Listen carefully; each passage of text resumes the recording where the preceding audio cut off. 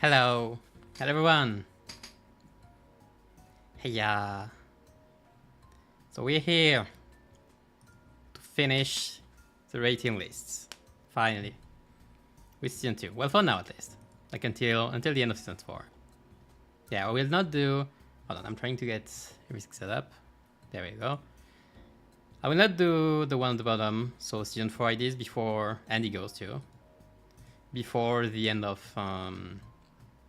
season. Then I'll do at the end of the season, before the next one, the rest. Like we have time for this, So yeah, today all of the season, all of IDs and EGOs that were released during season 2. I just did one miss, is that I forgot that Sangdon was in season 2. For some reason I thought she was in season 1, but when I checked Kusoge, she isn't, so I don't know. Hey Exo, good evening to you too. So yeah. So we're gonna do all of those IDs. There is about 23 IDs and 2, 4, 6, 8, 10, 12, 13 EGOs. So that is a bit. Plan is 4 hours as usual. Maybe I'll go a bit faster if I can. Also, I've been debating if I separate 2 stars and 3 stars. I decide that no for the moment. Like I may make some mistakes because a lot of the time I rated 2 stars considering that there are 2 stars. So if I mistake it sometimes, like if I do take this approach and it just doesn't go, like it isn't fair for all ideas, well, I see later. Like 3 stars should be good anyway. But I don't know if judging 2 stars based on 3 star standards is fair. But in the end, like a lot of 2 stars can be included more than 3 stars considering the support. For example, like Sankotis, evade tanking is something that cannot be found in 3 stars and has as much value. Same for Lantern Dawn tanking, which is on par with other 3 stars. Then for example, Korokumo. I don't know why it's so high. I don't remember why it's so high, but yeah. So I'll check maybe I'll check 2 stars placement later. But for now, we're gonna keep it like this. We're gonna keep it like this. So let's start. Let's start with Mola Isang. All right. So I'll also go on the side also. So Mola Isang talking about Molar IDs and in general also DHE. We have to talk about this card. Okay, this card is insanely powerful. It's a mechanic that allows you to just bypass your worst skill. Like in a rotation, instead of having 3 skill 1s, you can just have like 4 skill 2s and 2 skill 3. That's great. Like instead of 1 and 2. Like this kind of mechanic is insanely strong because you just have to not care about this one. Except sometimes. The only matter is that when you have to care about this one, it's not that good. Oh, like that's a 13 roll S1, which for season 2 isn't too bad. Skill 2 is not that good though. It's 1 skill, like it's 1 coin 16. The only good thing is the Tremor stuff. So you can trigger Tremor-based, you can inflict Tremor count, but the skill 2 isn't too good. Skill 3 though, shoot trigger burst, inflict Tremor, defense level down. Discard of course. Coin purpose 2 can be 9, 14, 19. So nice damage. And you can also discard with guard if you need to. Also this, right now... Yeah, right now it seems meh since we have like decay and all, but in itself it's not bad. Like you can inflict 5 defense level down on trigger on Tremor-based, which is actually pretty good. I'm stuck on the past. I'm just redoing the old ones now to get more a sense of the power curve of the game.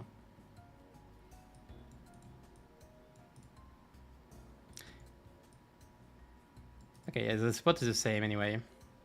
Max 3, except it's 3 only. Stats are average, whatever. Because this card is so good.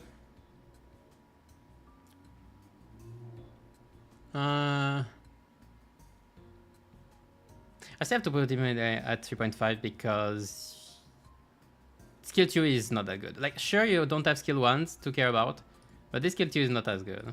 You do trigger Tremor-based, so it's really good. I think it's strong. Higher, maybe. Around there. Like on the higher part of 3.5. Because this guy is insanely strong, except that you have a not that good skill 2. At least you can clash. So like, it's good still. It's good, but... it's strong.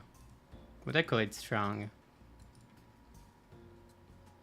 For a 2-star probably, but if I take 3-star standard, not that much, I guess. So this, to actually trigger this, you have to discard 3 times. Good thing is your skill 2 discarded also gain tremor count, but if you discard your skill 2, you're gonna have to use 1 more skill 1. Which, does it do more damage actually? It's 8, 13. It's actually the... okay, skill 1 actually does more damage than skill 2. You just don't clash as good. People are stuck for eternity. Oh yeah, the new Force Bride Ego. I see people simping over it already. It's to be expected. It's to be expected. But oh yeah, there are gonna be a lot of Tremor stuff coming up then. That's funny. I don't know if you still put in because this thing has 3 Tremor bursts. Like this is 1, this is 2, and you don't have to care too much about skill 1.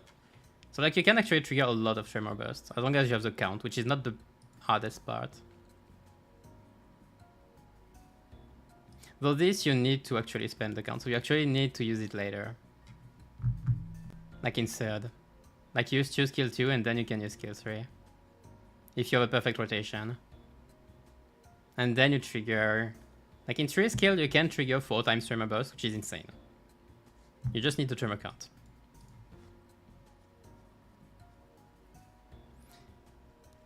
Zoom a bit on the tier list page. Maybe I can. Hold on. Yeah, that'll make it better. I'll do it on the other before forgetting. Yeah, that's better.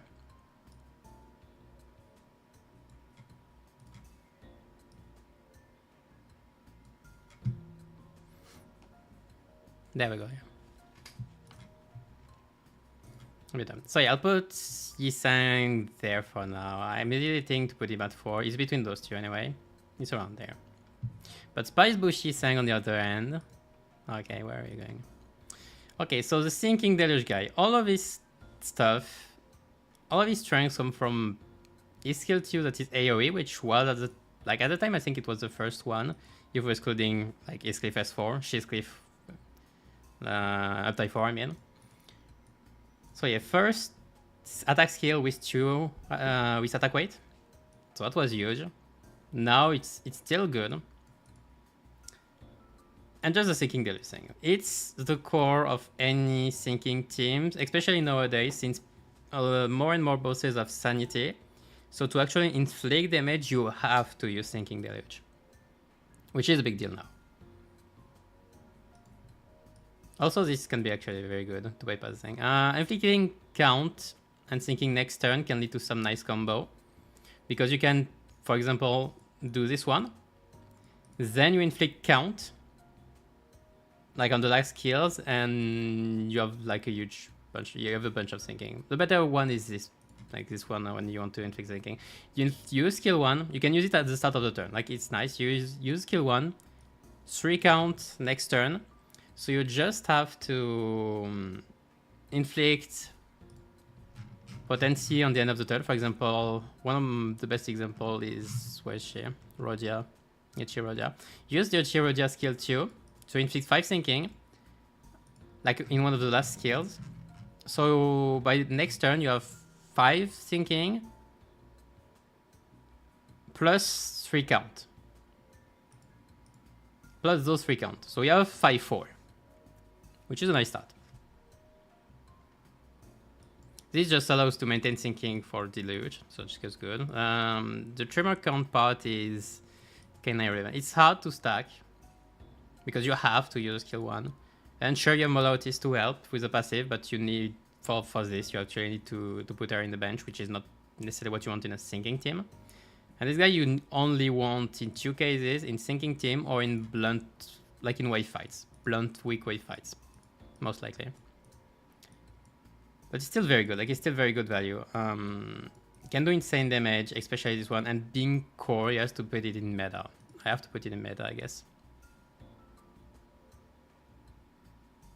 Question is where? Because it's so dependent on syncing for syncing deluge, and even if it's good, I think I have to put it there.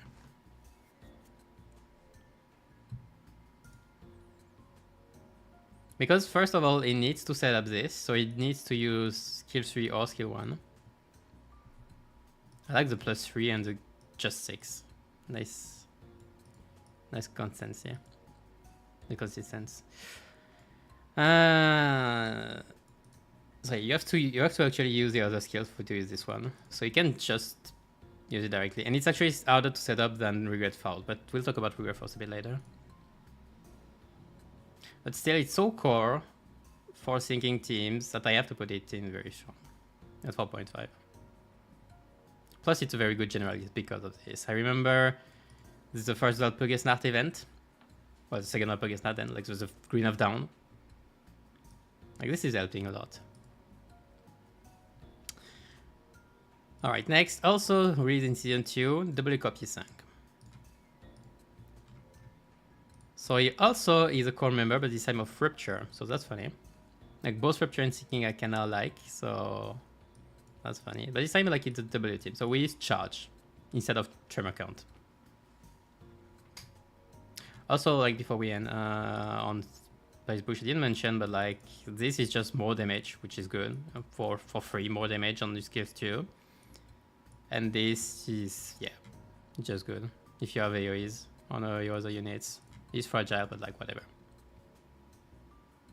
So I was saying, double copy sec. So he has to use Charge. Getting Charge with him is not too hard. You just have to use skill 2 a few times. Maybe it's come skill 1. You can use skill 1, use skill 2. You have the 10 charge for this. And this is rolling 17, 11. The problem is that skill 1 doesn't roll high and just 1 coin, so not much power. It's just like a 13. And this doesn't roll high and doesn't inflict too much power. However, for Rupture itself, it's very good. The whole deal, the biggest part of this is this one, because inflict, if I'm not wrong, it inflicts... Was it +3, +2 or +3? +2? Because you inflict 3 Rupture count before attack. So you don't have to worry about consuming the count with your attack, so that's a big thing. And then you inflict 2-dimensional rates, which are just too much Rupture count. 2 more Rupture count, sorry. Plus it rolls very high once you have the whole power, but you want to use it at 15. The wild thing is that using it at 10 is a waste. Because all the Rupture counts inflicting at 15, so you have to, if you are playing Rupture, which you probably are. If you're using this unit, as a generalist, isn't that good, like they are way better. But in Rupture team is core, especially because of Dimension Shredder, but that's another thing. Like, he's... I did make a short about him. So his synergy with Dimension Shredder is very important. And it just increases slightly. I think I put him at 4 without it though. I didn't check, I forgot to check this one. So let me think. Like, he's meta in Rupture team, but because as a generalist he doesn't do as much, I have to put him slightly lower. I think I did say 4.5 with Dimension Shredder, so I said 4 without it. So I think I have to put him right there. Maybe under HPL, so. With Dimension Shredder, he is right there. But without it, he's not. Well, technically, when I did the short, Dimension Shredder... no, Sun Shower wasn't yet Valve, so you had the opportunity cost stuff, but now it's not even an issue. The question is, how much do I take Dimension Shredder into account? And I think I just put him here. Yeah. Alright, so let's go to Faust. First one is Vi. Faust. So pretty whatever. Pretty whatever, this one. I actually came out with Gregor. Gregor was an highlight, but not this one that much. Like, it's the world is about defense level up, and that's how she's supposed to tank. Like there, she gains some. She has 47 at first, so it's not that great for a tank. Like some HP. She has good speed though. This is 11, cannot increase. Gain aggro there and there. Okay, you don't gain much aggro, so your job as a tank is kinda just sad. You just gain clash power with this one. You roll 13. So it's a bit whatever. You do give defense level up to an ally. But for defense level up, let's say it was plus minus 0. For gaining 4 defense level down is about 10% increase. Or decrease, rather. With this, if the ally takes damage, you will take 10 less percent. The problem is that it's to the lowest HP percentage, so maybe not the one you would actually want to take damage. Which is a big thing. Like, this is not that good. This clash to 15 with this, but do you even gain it without skill 3? This is rolling 18, 16 either. Otherwise, Clash winning HP is cool, but like, just take a real tank otherwise. You apply haste. That's good. But both haste and defense, it didn't make sense. Like, this part is supposed to explain everything, which is you're supposed to play her with others Vi. However, others Vi right now are Sinclair, which nobody cares about. And what's his name? Gregor. Okay, so technically, when you consider it, this with Sinclair's new Zain, which gives shields to low HP allies, makes sense.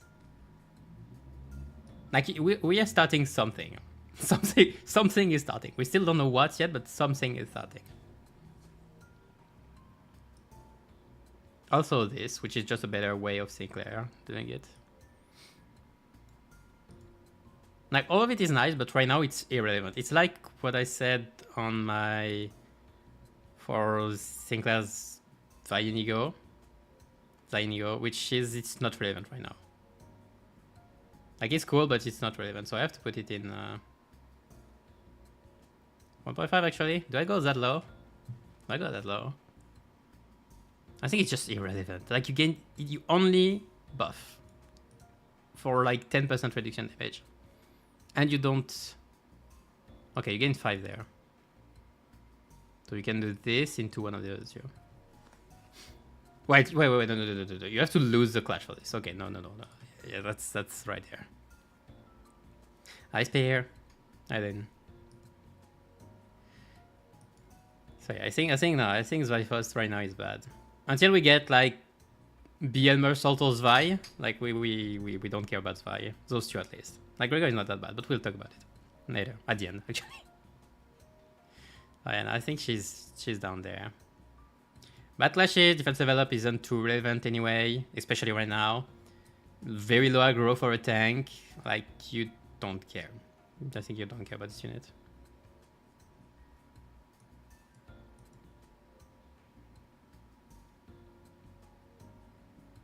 Like, probably cool synergy in the future. They're starting something with bubble shield, like bubble, but right now it's irrelevant. Okay, so let's go to 7th Faust now.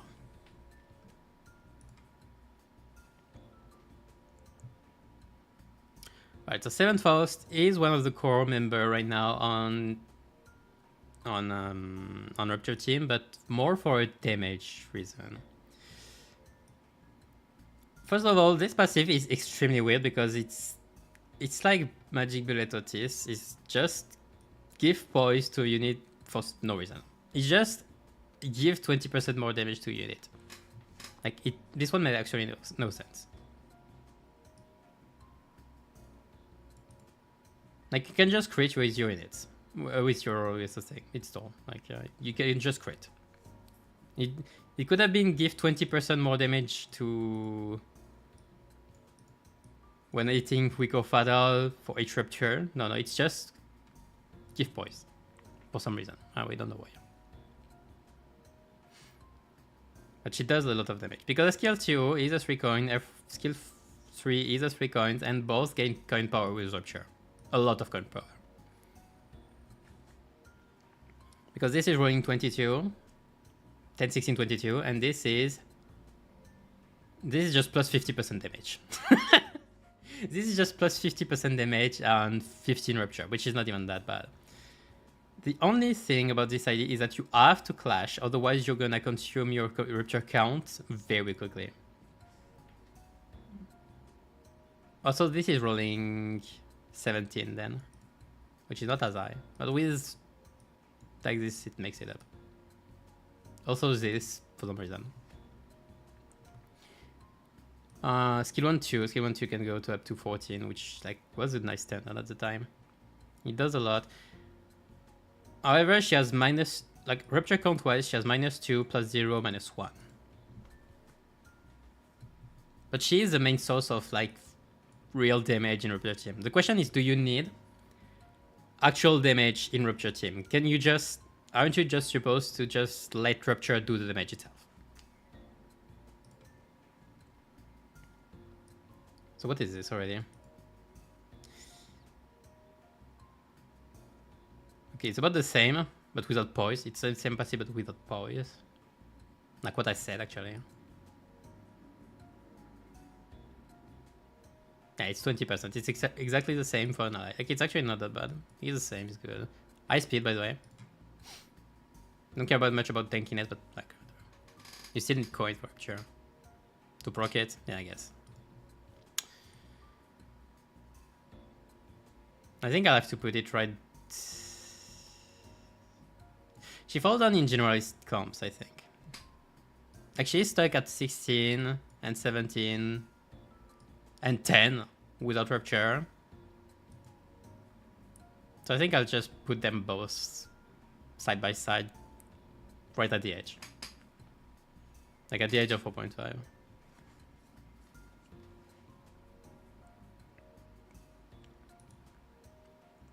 Because you need Rupture, and in Rupture, you don't inflict that much Rupture, you're more proccing it, or benefiting from it. So you're not... So this one is needed, but it's more Dimension Shredder that is needed than actual Yisang. And this one, it's... Damage is not needed, it's just an added addition. So like I could... Like if better units come up, I could get rid of Faust at some point. That's the thing.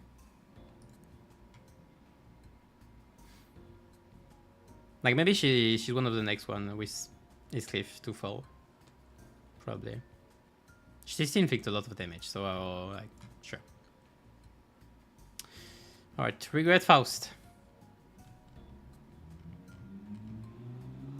Okay, so Regret Faust. I did say, did I put it at 5? I don't remember if I think I put it at 5. So Regret Faust, still relevant nowadays. I love these lines. Those just make no sense. Gains 3 Tremor count. Clash lose, gains 3. On hit, gains 3. On hit, inflicts 3. Nice.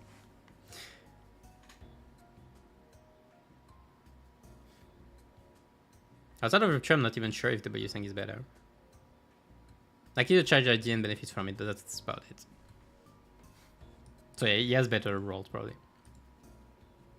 So I Regret Faust. Okay, highlights of Regret Faust are obviously skill 2 and 3, which are both AoEs, which, like, insane. Actually insane. Clearing the excavation is so funny with this. Even waves in general. Like, using her in Railway 3 first fight, pretty much. It's nice. It's just nice. She does inflict a few debuffs also that are also nice that we might forget from time to time. Does benefit from inflicting negative effects. Like -2 clash power is pretty good. You just need 6 types of negative effect, which is a lot. So. Like 3 is okay. We have demonstrated with Ring saying that it's okay. 6 is a bit more. It's a bit much. But what was really relevant for Tremor team, because it's a Tremor unit in the end, was this part of the passive, the field passive, which inflicted a lot of defense level down. Now it's irrelevant with decay, but still, like if you don't play decay, you can play this with reverberation, for example. Well, just reverb actually. Like you can actually inflict quite a few defense level down, like 6 defense level down, which is still in like a 15% increase. At most in average. At most in average, sure. This is just flavor, we don't care. This is just nice. She screws the daily kill quest. What do I mean? She doesn't. Actually, what screws the daily kill quest are stuff like burn, bleed, that kind of thing. But she doesn't.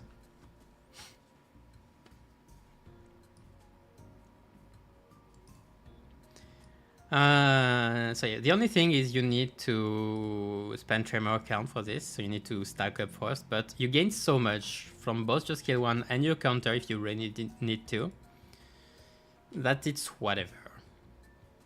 Counter actually does more than skill 1, by the way. And in the end, if you manage to proc this, it's nice additional damage. Like it's more 60 more damage on a 3 attack weight, most likely 3 attack weight, plus 30% damage if you are actually stacking some effects. Like you already have one, it's called Tremor. That's A13, that's 39 base damage. I love this idea. Resisting is still extremely strong. Question is, do I put it in 5? Good evening, hey, Sojourn. Good evening to you too. But Anglo skill 3 screw it, so I used up. Oh. Yeah, but Anglo skill 3 is kind of a reuse. And maybe they fixed it in the time, by the time. But no, yeah, I know for a fact that Faust doesn't mess it up.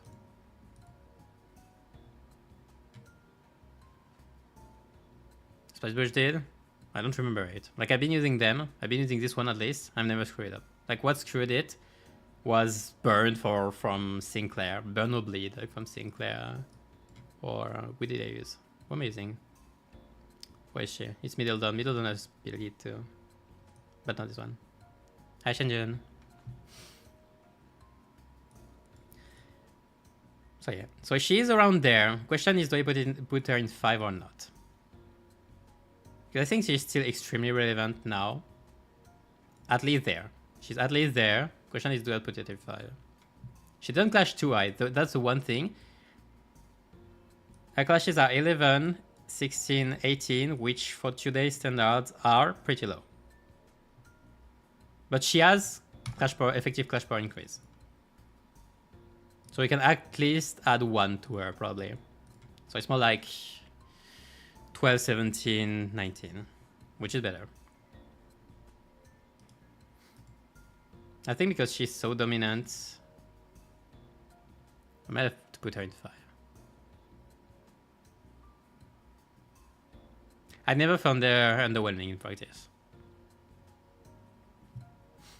Like every time I used her, be it in boss fights with multiple targets, multiple body parts, or targets even, wave fights or whatever, she was always useful to me.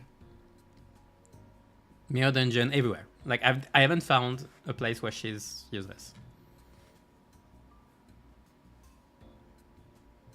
Yeah, I did S1. I did S3 ratings at the end of season 3, so a while back, and I did S1 2 weeks ago. For IDs. For EGOs, I did last week.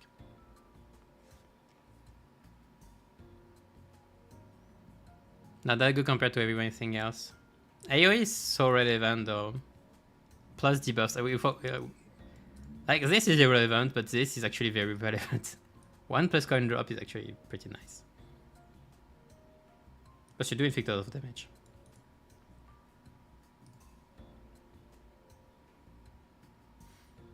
I won't put her lower than this pile, though. Like I do think she's still very useful, and in most contents where more than 1 target exists. So most contents, period.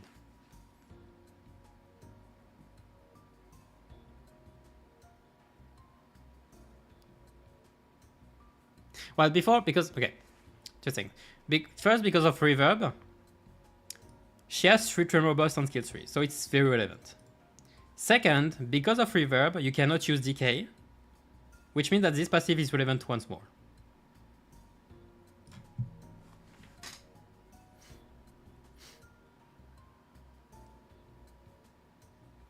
AoE on S2S3. Yeah. Yeah, no, my question is, do I put her actually in broken? Because I do think she's insane. Question is, does she have any weakness? And her clash power is probably her only weakness. She doesn't have slightly bruiser stats. Stagger threshold are not that high. Passive is insane, this is good. Maybe because she has a counter, which is meh. I don't know. The counter doesn't fit tremor count though. This is 3. Okay, this is 3 tremor count on skill 1. That's also insane. Okay, I'll leave it there for now. Fire is pushing it. I can see it. She got buffed indirectly with the new IDs and EGO. Oh, that's true. That's her new everlasting ego might be insane with her. We'll have to see. But like that's the combination being insane more than the ID itself. So, yeah, but like it's fair. Putting her is like here is fair. So I have to mention, yeah, Sangdan I thought was in season 1, so I did her in the season 1 stream. Like I like her and the clashing she can do, but well, still doesn't inflict that much damage, and like having to win a lot of clashes is very conditional. So I'll leave her there. Like it's fine. I can actually put no, I can't.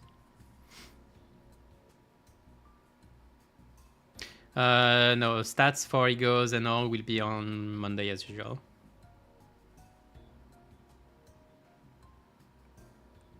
Context matters. It does somewhat. But I still want to value the actual ID more than... Like Ramshank is broken, but no, it's more... Okay, it's more regret. Mersault regret is broken, but do we have to judge every ID with regret in mind, you know? That kind of thing.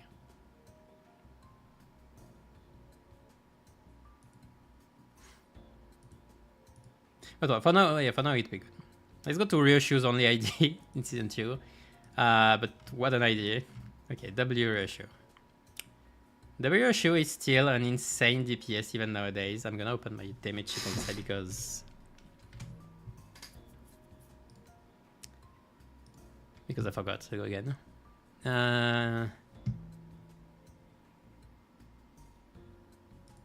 There we go. Yeah, she still inflicts a lot of damage. And air conditional, the biggest thing though, is air conditional. Air conditionals are just gain charge. You gain charge there, you gain charge there. The only weakness of this ID is that this is not clashing, ever. This is 9 clash, but it is insane damage. Like it's more or less 25 damage. At 15 per charge count is 25 damage. Which is even like still very strong, even nowadays. That's the thing. Second skill is insane too. Lip can just get like 9, 16, 23. Was it? Yes, 23. Just do insane damage. Huge finisher, plus 30% on finisher, like on a broken abnormality part. No, okay, we don't care about this. Choose slash fragility, which is like you just change this into this because you gain the charge here. You use this. You do 30% more damage on a rolling of I don't remember how much. I don't need to remember how much. This thing is extremely good, and this is this is just icing on the cake. Rolling, yeah. Evade at 17, sure. Also, only weakness is outside of her mess stats, of course. This is pretty useless, and so is this.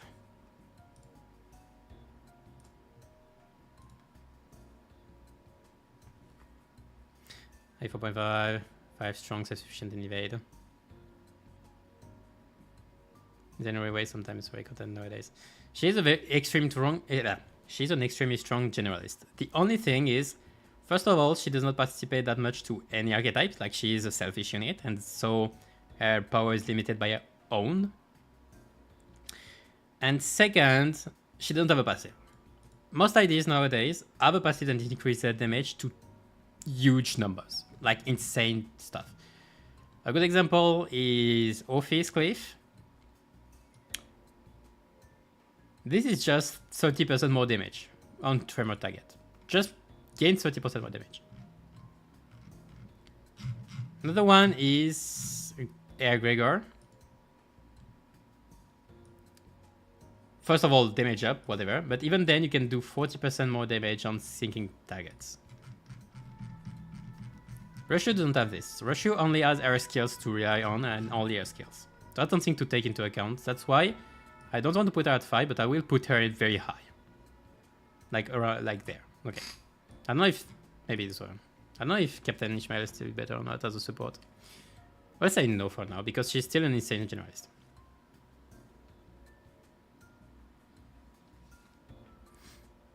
The Bedon is better. Okay, the only thing I can argue for this one is Fragile on S2, but that's the only thing I can argue. Otherwise, Rupture just deals more damage. Period. That's all. Plus, she doesn't actually need to be at... she doesn't actually need to be at 14 charge count to use her skill 3, which is big. Just need 7. At least 7. Like, you can use HP, you don't care, you're not using it anywhere else. Also, slash fragility does matter, I think. Plus, it's on the same turn, so you do benefit from it there.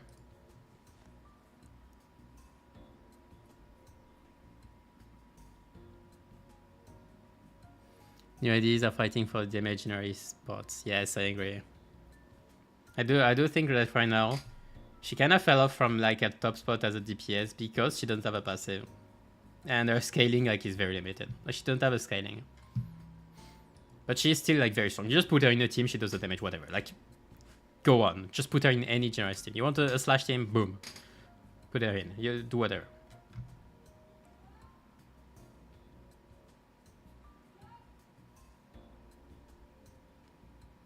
But yeah, I do think that W Dawn is not better, especially because this is actually clashing very high. Like, this is actually way better than Dawn skill 2, even if Dawn skill 2 has fragile. And skill 3 actually does about as much damage. This is actually as much raw damage. Okay, so let's go to Mersault now. Rose Spawner Mersault. The Tremor guy. Okay, so I like to use Regret on this one because of skill, because skill 3 is insanely strong with like Regret and this. Like with this, you can actually roll like a 3-star. Like you actually can get up to 24 with Regret and this. 23 actually. That's still insane. Okay, so problem with this ID. First of all, you consume 3 Tremor count, which always sucks. For 1 burst, which always sucks. I often forget this because charge is not relevant on this idea. You only gain charge here, and I don't know what it's doing here. It's just for flavor. Like, there is no other reason. It's just for flavor. However, this is actually pretty nice. 1 attack power down on Tremor target. Like, it hits. And you inflict 1 attack power down. 3 debuffs. Also, 1 more clashing power. That's 13 clash. That's 15. And that's more. And Regret, of course, does a lot for this idea in particular because of Tremor. So it's pretty good. Okay, tanking. Like, it's not his best one, but it's not his worst. However, it just does that. Like, it just inflicts Tremor. So it's a good support. But yeah, it's just a good support. Like, putting him next to Yisang is okay, in my opinion. Gechi Yisang. Maybe at boss. With Regret, I can put him here. But in general, I would say there.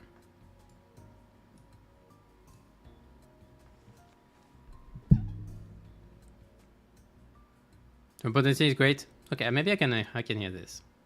Because it doesn't fix a lot of potency. 4, 5, 5, 6 actually. But it didn't inflict count. So those are very rarely proccing.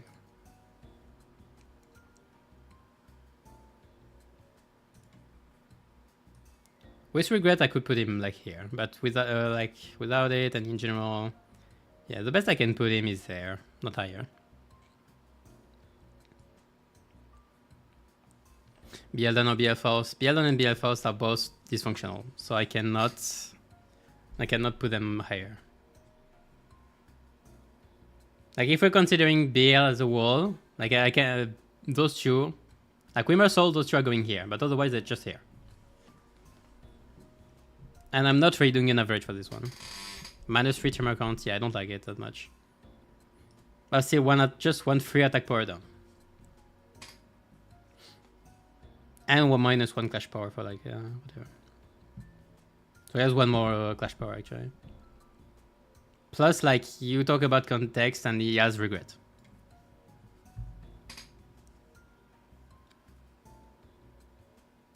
Main source of tremor potency. Might be. Hold on. What do we have? We have in a tremor team. Okay, I'm not talking about down. We can have Mola Isang. Can fix just 4 there. We can have where the okay. We have Mola Otis, of course.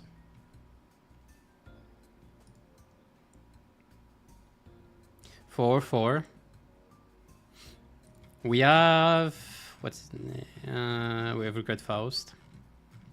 Should have done this one before. She doesn't inflict much. She inflicts 5 there. Okay, that's all. Who do I put in? Office Cliff. 4, 2.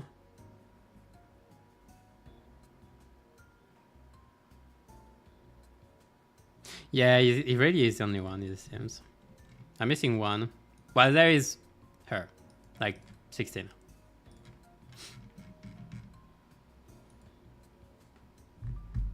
Yeah, it's a Bishmael, yeah. You can pop Regret every fight to make him good though. It's 5 cost though, it's very cheap.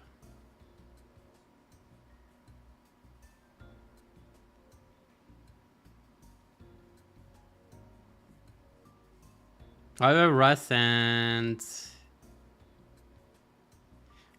Pride. Okay, Russ especially might not be the easiest to find in a Tremor team nowadays. Like it's Regrets, skill 3. It's Molauti, skill 1, but you don't want to use it. It's Moaisang, skill 3. Yeah, it's a bit hard on this one though.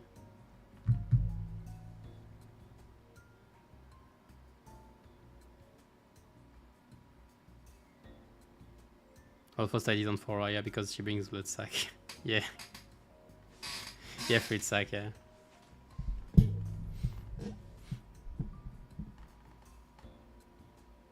No, yeah, the tremor potency application is pretty nice. Plus, just like I still one more time, I do value quite a bit the 1 attack power down that is just free. It's pretty much free, this one.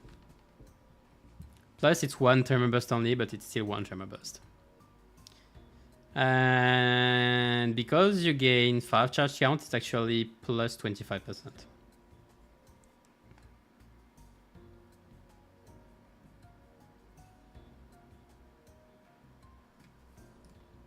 Yeah, I think I'll leave him around there. Because he's still not that good at clashing. Doesn't do much damage anyway. Conditions are very annoying. Like getting a lot of count is not that easy when you're consuming it every time.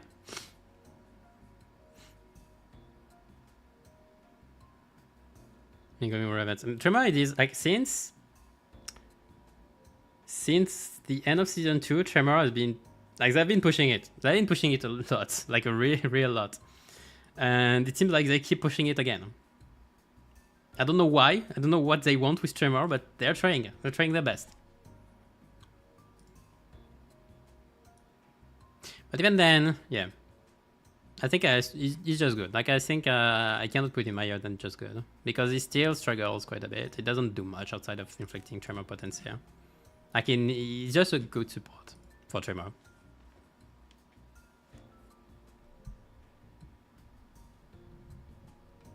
Against a tremor before, like tremor was underwhelming for a very long time. Even now, the status itself is still sucks. Like you need to use one of those that change it. So binds, reverb, Orpheus Cliff. But a lot of IDs now like are very strong within tremor. Like there is this one, there is Molautis, we'll talk about later. There's Orpheus Cliff, which does benefit a lot. Like maybe I could put him higher because of the passive. Whatever. Attention to Burn. Well, Burn has got enough Falpurgis now, let's say. Alright, yeah, I'll keep it right there. I think it's fine. I think it's fair. This guy. Rhino Mersault. Let's move on.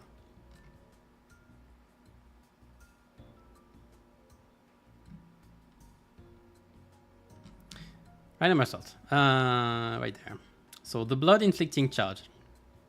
The third member of the Corp, the maybe least strong one, I say, the least broken one. The weakest, but still strong. First of all, bleed count infliction is one of the highest still. It's 6 there, it's 4 there. You just need some speed, which you gain with passive. Oops.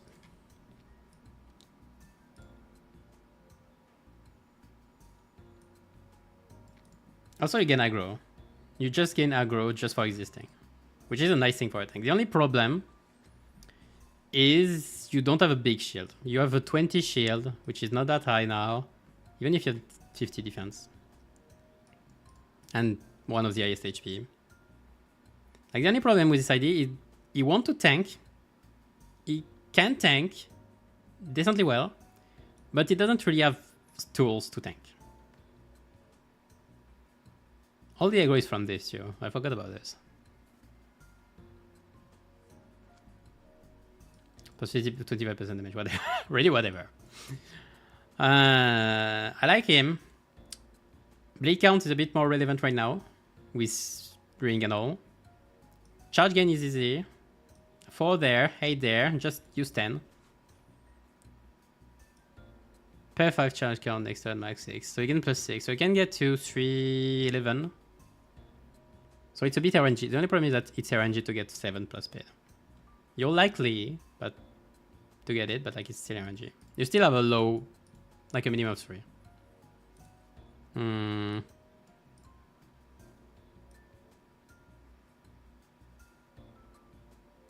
That's nice.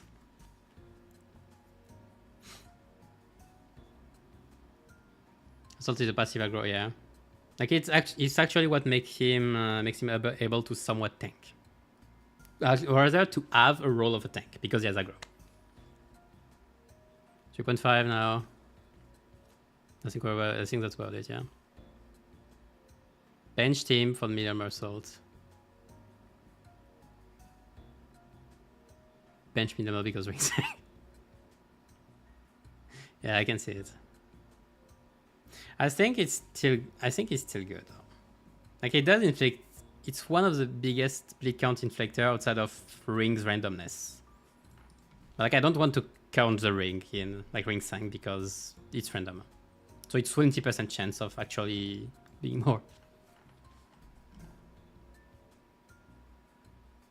Plus this actually rolls high. Like this is 21.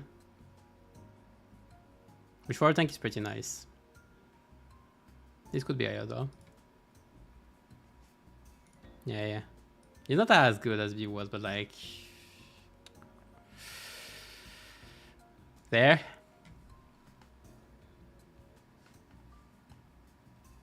I used him for tanking, like it does some job. It does a job. I did use him in Railway 2. In a pseudo bleed team against the Fox. When we had the buffs and all, and it was pretty nice.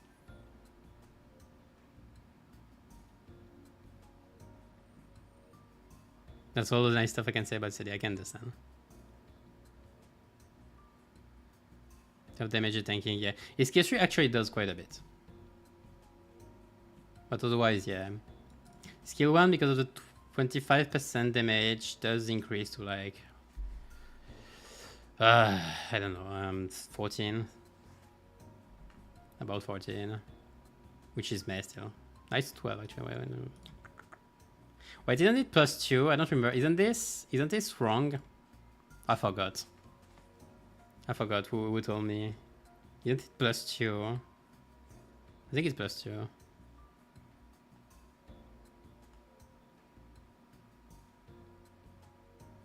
Which would be 17, which is better. This way, someone pulls armor assault for bleed team. They will be happy. Have the best bleed team. Thing is, I can use Mersault in a general team. Like if I can use this ID in, like if I need slash. I need a somewhat tank for slash. I can use this.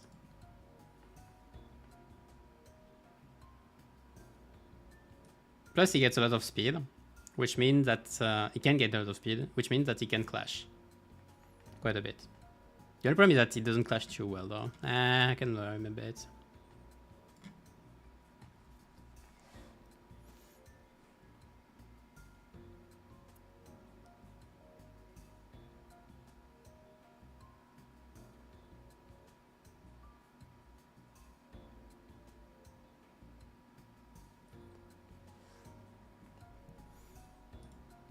No, yeah, it's like if I pull, okay, what do I think if I pull armor assault? Like I am a new player, I don't have much idea. I'm pulling, I'm getting armor assault. What's happening?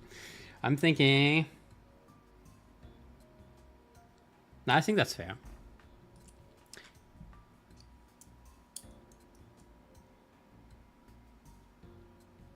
Like I'm okay getting armor assault actually. Put him back here.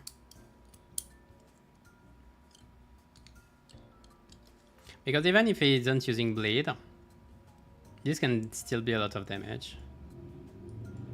Skill 1 is still good, skill 3 I mean is still good, skill 1 is meh, but whatever.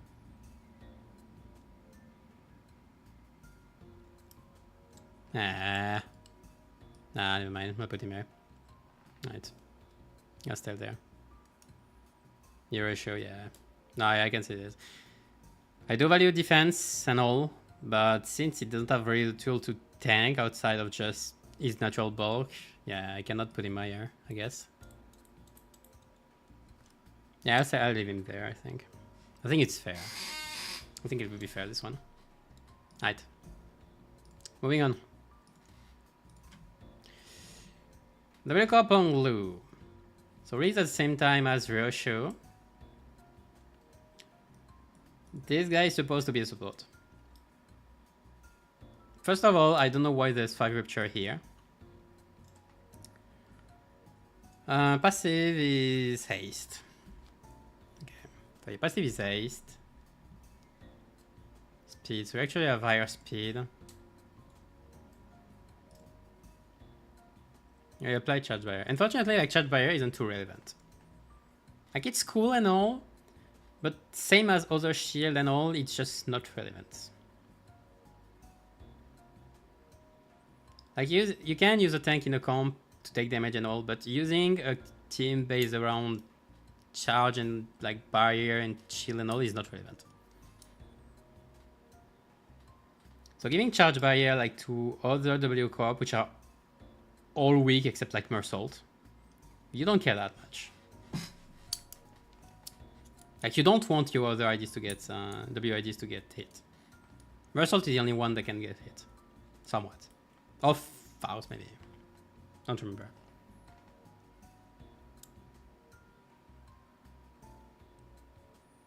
Okay, so the tank. Yes, tanky stats, sure. Can't recharge by. I forgot about this one. Hey, that's pretty nice actually. That's actually pretty nice.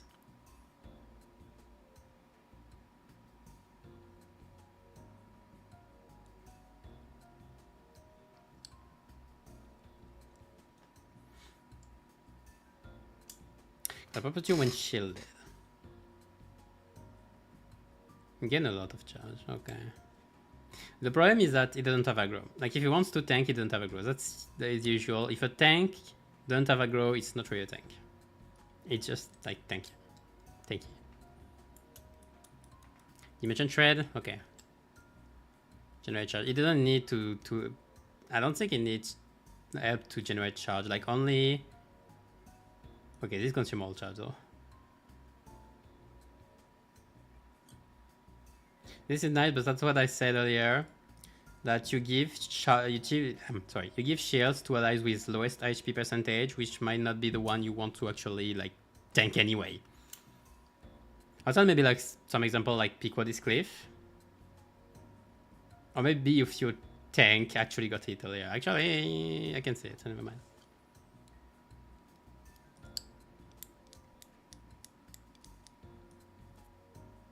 Three is fine. Like he's nice, he's just isn't relevant anyway. Hold on, let me check the damage. 5 Rupture is just 5 Rupture. That's a 17 base roll. That's good. Clash power +2. That doesn't inflict damage. That barely inflicts any. Yeah, when I use them, okay, I remember. When I used them, skill 1 and 2s, I couldn't differentiate them in the way that I thought. I was wondering which one was dealing more damage. And my answer was usually, I don't know.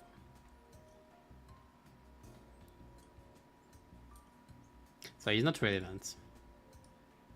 I'm gonna put him lower.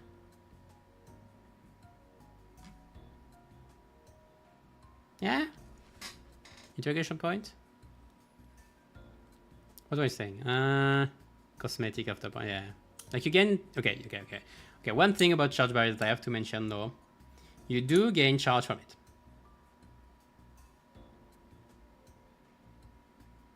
So technically, like, you consume charge count to give other IDs charge. So like it can be relevant. However, most IDs nowadays don't need help to gain charge.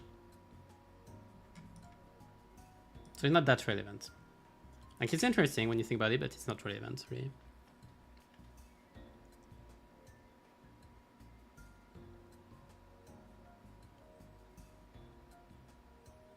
Charge team don't really need tanking in the first place because they have huge clashes in general.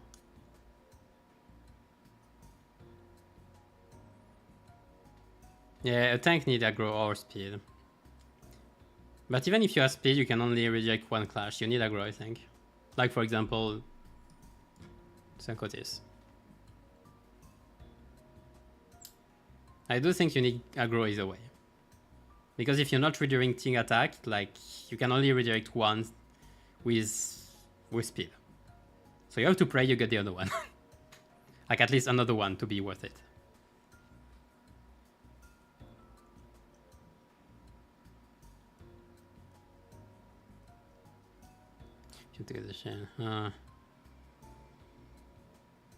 Prevent people from dying when you get tank gets slow. Okay, I can value it.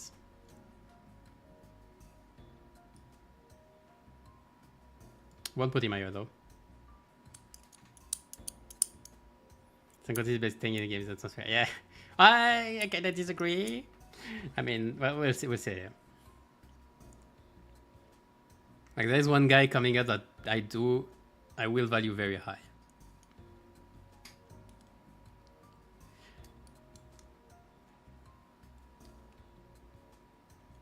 Can see higher than 7 notice. Where is she? She should be there. I mean, he has more utilities than 7 notice. Come on. Like, 7 notice doesn't have aggro, she doesn't have shield to give to others, she does barely anything. I can see him above.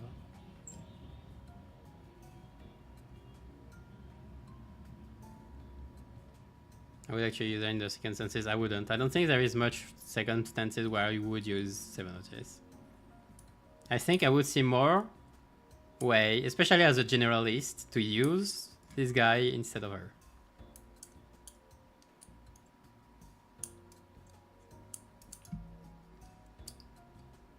Because it, like, you don't put arrows that much into Rupture team now anyway. This guy, you can put him anywhere. He's even better in like supposedly in charge comps, but you don't even need it.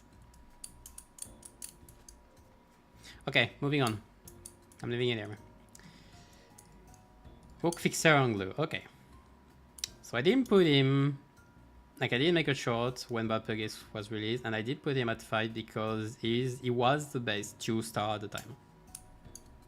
And I still think he has insane damage. This is insane damage, period. Like this is 50% more damage on the broken part. His bleed count was still nice, at least. Like it's 1 there and 4 there, usually. So you do inflict some. Passive is irrelevant, that's the only problem. Evade is nice, it's just nice. You need bleed though to have full value, which is not something you're gonna get most of the time. Getting ace is nice though.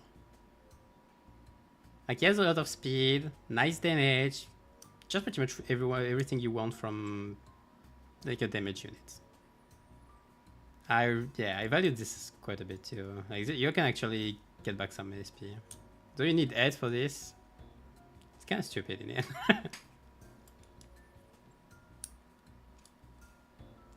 Uklo defender. Yeah, for a 2-star it is broken. Before Ringotis came out at least. No, even there he's still pretty good. He's still very good. Not in your MD bleed team. Not in your restore team. Again, problem like he didn't inflict that much bleed anyway. Bleed count maybe like this. Bleed count may be the only part where it's valuable. So like he still inflicts insane damage for like no reason. So I kind of want to put him around there. It just doesn't class that high. Like this is 16. This is also 16.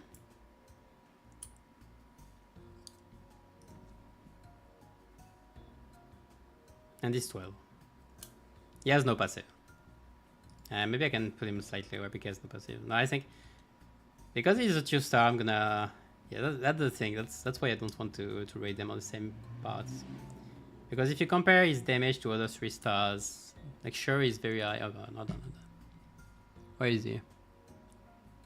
Where is he in my list? There we go. Okay. When you consider it, like he has as much damage potential as W done.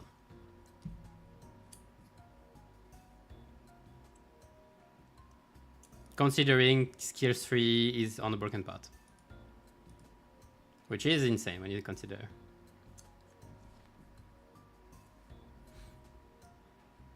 Yeah, it's fair. I think it's fair to put him here.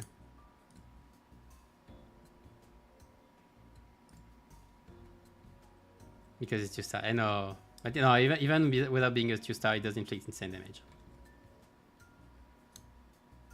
I said it does realize with W done. Can be used as a generalist. Has value in bleed teams too. High speed. I think it's fair. I think it's fair. He only lacks a passive, which is why it's that low. I think it's fair. Personal dislike for Lou. Shouldn't give my biased opinion. You can still try. If your arguments for it. You're an ace rather than bleed. Yes. Bleed is just for support, more than actually benefiting from it. Like he's supporting bleed more than he's benefiting from it, I mean. Better than mid done. I can say it, yeah. But like that's not very important. Okay, it's a broken passive. Yeah, that's right, she has a broken passive. okay, never mind. Why is KK on 4.5? That's what I was wondering when I when I put it up. I don't know why I put him that high.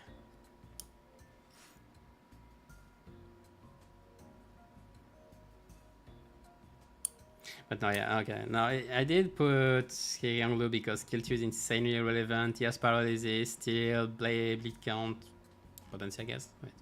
Passive also, support is relevant. I did take support into account.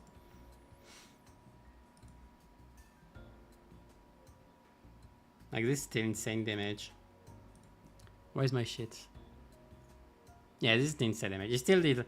Okay, it deals as much damage as Ukofis. That's why. Only condition is not playing bleed, so he's actually the best generalist. And 5 paralysis.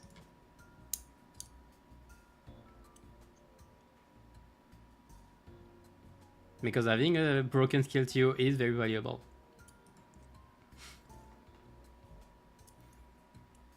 TT is better than Ook.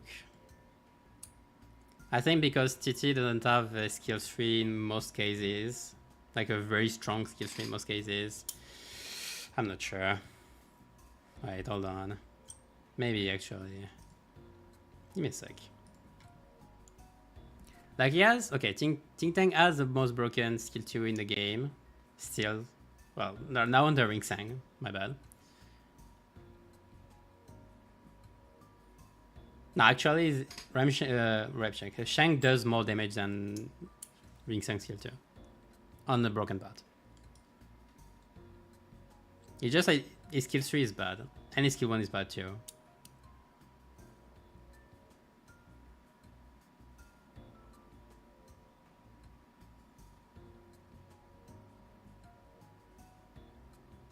Also, you actually need minus 25% HP to get actual value from it. It scales. That's slightly different, but that matters.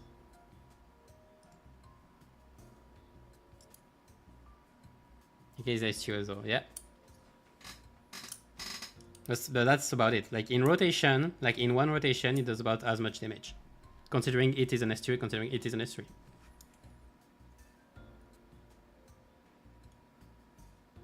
About the damage.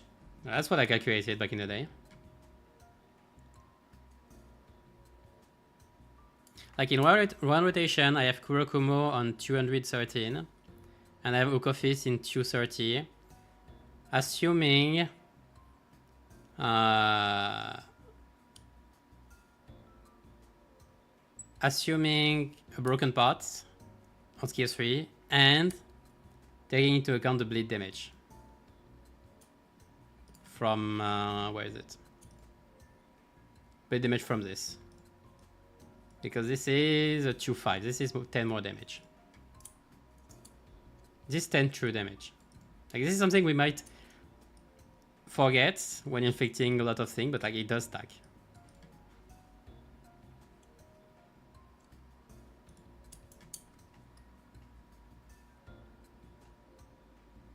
Yeah, no, Kurokumo, like Kurokumo's skill 2 deals about 60. I have 66.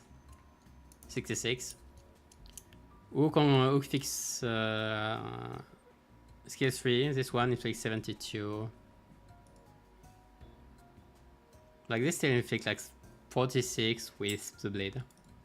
36 plus this. Plus the conditions are not that hard, considering the haste.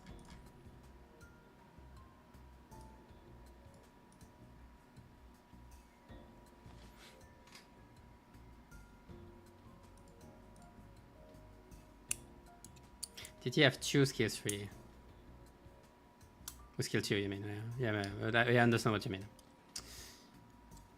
2 skill 2, which do the job as strong with skill 3, yeah. Abuse the broken part, TT has support passive. Okay, I can say it. But this guy has a skill 3 and a skill 2. When TT only, like, you rarely use this one. Like this is 37 damage. You need this to actually be good.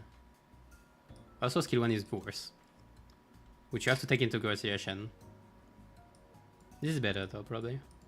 I don't know, like is hitting 3 on SP better than getting haste? You have a better roll. This is the highest roll still on evade, I think.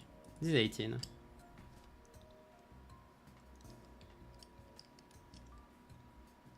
KK still 2 as a paralyze though. Wait, what? Skill 3.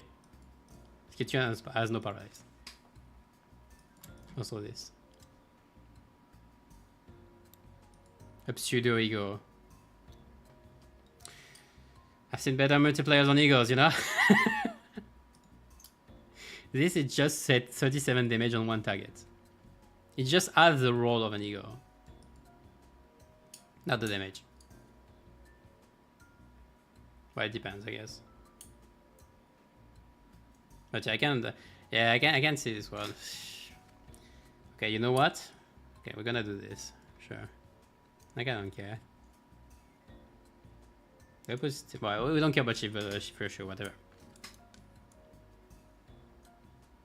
I can do that, but the three are at the same place around it. Yeah, I'll leave it up here. I'll leave it there.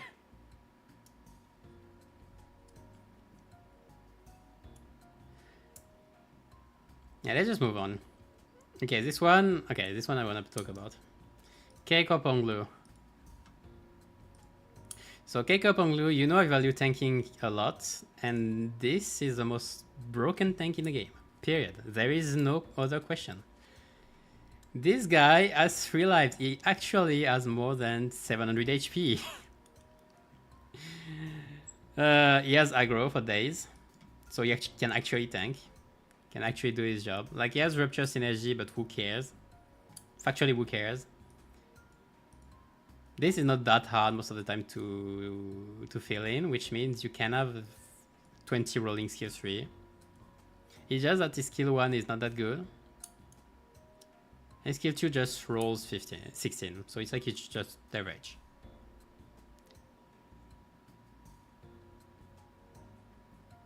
I'm so probably for generalist. I'm sorry. Okay, I'm gonna be. I might be biased, but I'm gonna say it again. He is the most broken tank in the game. No tank can tank like this guy does. So he goes into broken tier.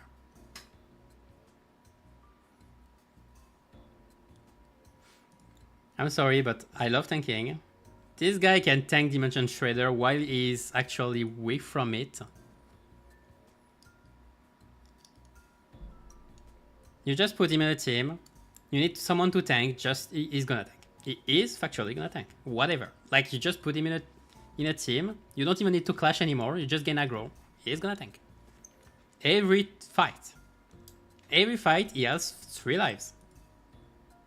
Sure, if you use it once. And like, even if he doesn't have a life, he gains back his FE. This is broken. I don't know how to say it better. You're never going to touch the third health bar anyway. Yeah?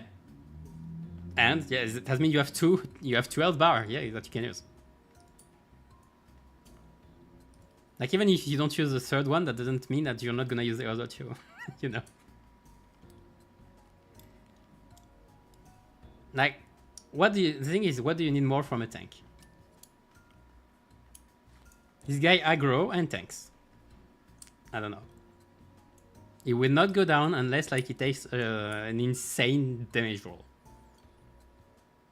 Like, it happened to me a few times, but rarely. Maybe not even more. He died without coming back in my fight against Ahab. That's unlucky. How did you make actually? How did you do this? Wait, what? Wait, what? How? He died without coming back. Did you not have the passive active or what? Because it still needs 5 on Gluttony for the passive.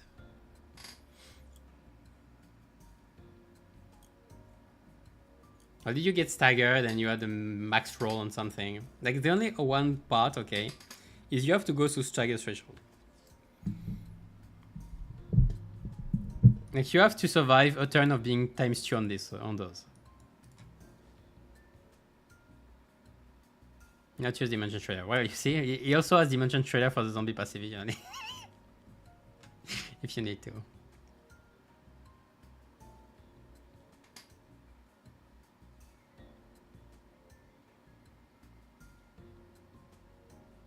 But yeah, no, I really want to put him in 5 for one reason. 5 is for broken. It's a thing that goes over the limit of the game. As a tank, you shouldn't be able to have 3 health bar. Not like this. Plus you have a shield in case. And you don't have just 3 health bar, you also have healing, self-heal for free. Every turn. This is 15% max HP per turn. Remember that egos, that's what egos heal. Let's take one ego. Like, I wanted to take Lantern. Yeah, heals your life with lowest HP, 15% of max HP. That's Sinclair's Fail Lantern as a passive. Every turn. But yeah. However, like, there is one thing to understand, like, he's not gonna do damage. Like, sure, he is not gonna do damage. That's not what you're waiting from him. What you're waiting from him is to tank every other hits so others do all the damage. Like, the team building. That's a team building thing. That's why I have to value him so high. And yeah, I will rest my case here. So let's move on to his cliff. 7 is cliff. Okay. That's a EGO list. Where is he? Nice. So 7 is cliff. The guy you still bring to Rupture teams. Because this passive with this skill 1 is insanely funny. Okay. One more Rupture with skill effects. You have 4 skill effect Rupture. That's 8 Rupture. This makes no sense. This is 8 Rupture infliction on a skill 1. I love it. You just need fatal resistance.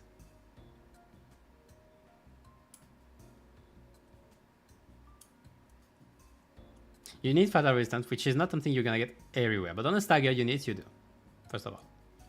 This is +2 Rupture count on Clash Win, +1 without it. So sure, it doesn't roll as high, but you don't care that much. This is 3 damage. And this is rolling 16 most of the time on a -1 count. So it doesn't maintain that much the count with this one. Like, he has -1, +2, -2. So overall it is in the negative, but not that much. And that's 6 more Rupture. So yeah, like, he's good. He's still a very good support for Rupture. As a generalist, he's not as good, but like, it's all of this is still true damage. This is 4, might be 8 true damage. This is potentially 6 more damage, even more actually with the Rupture count.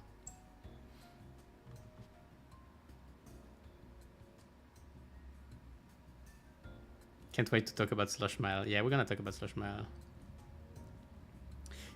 74. Core in Rupture. Yeah, he doesn't have much generalized capabilities, but he's so core in Rupture. I'll just put him... I'll put him with the others. I think that's fair. Actually, Roger is going way too low, so I have to put him inside here.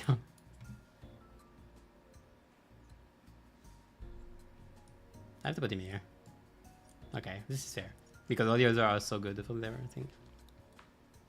Yeah, it's fair.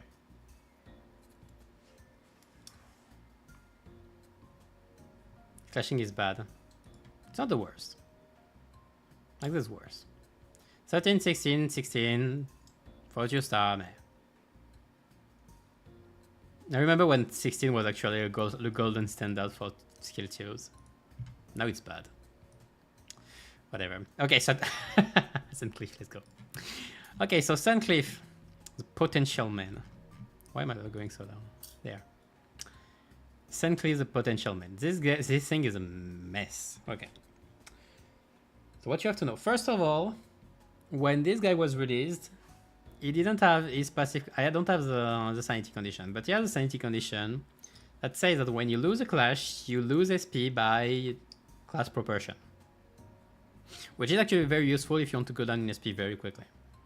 But this guy didn't have this before, and is the second negative coin units. And the first one was Sinclair, so and Claire. So in comparison, this is bad. Period. Now, is it really bad? That's +0 sinking count. As a sinking unit, you only inflict +0 sinking there.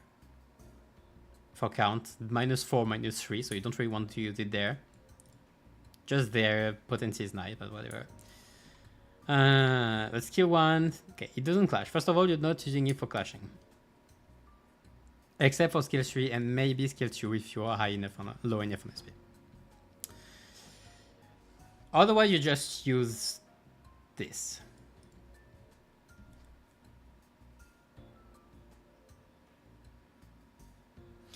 The counter has one problem. Too much for the reward, yeah. Third was 3-star is one of the worst 3 stars, unfortunately. Has more SP than him. Yes. Only people 18, so probably. Okay, I love playing his clip Sunclip because it's fun, but it's bad. There's one thing that I hate. This passive is actually very good. Like when at the start of the turn, spend sinking potency, it's not count, it's whatever. Lose SP by the current amount of sinking. I know you spend 1 count and you lose by sinking potency. It's my bad. So like you just use it for losing more SP. Sure. Like that's supposed to be his mechanic to maintain his SP in the negative. Sure. I really like this part when he uses 5 sinking. Or rather, I gain protection up to 5. If he has more than 5 sinking, which is more than likely. So he's actually a tank. Like he can actually be used as a tank. He's a bruiser, but he can be actually tanky with this passive. This is just icing on the cake. However,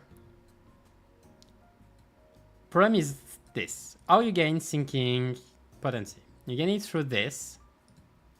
Through clash lose. So when you lose a clash, you're gonna get 3 sinking. Then you're gonna get hit and lose sinking. But at least you will have 3 protection.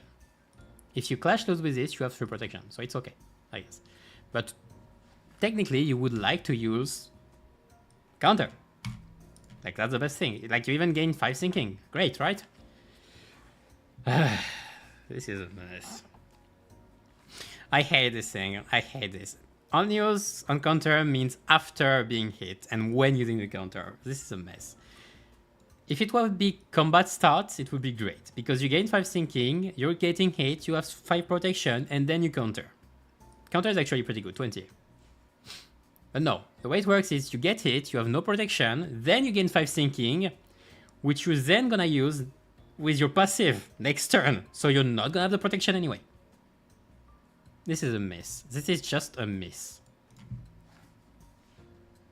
It's one combat start away of being good. Literally. Counter, yeah, KK Roger counter curse. It's the same thing. I hate it. I don't know why they did this. Or rather, maybe they missed, sure, but I don't know why they still didn't fix it. Up fix 5 as its limits, you know. I'm not paying up fix 5 just for this.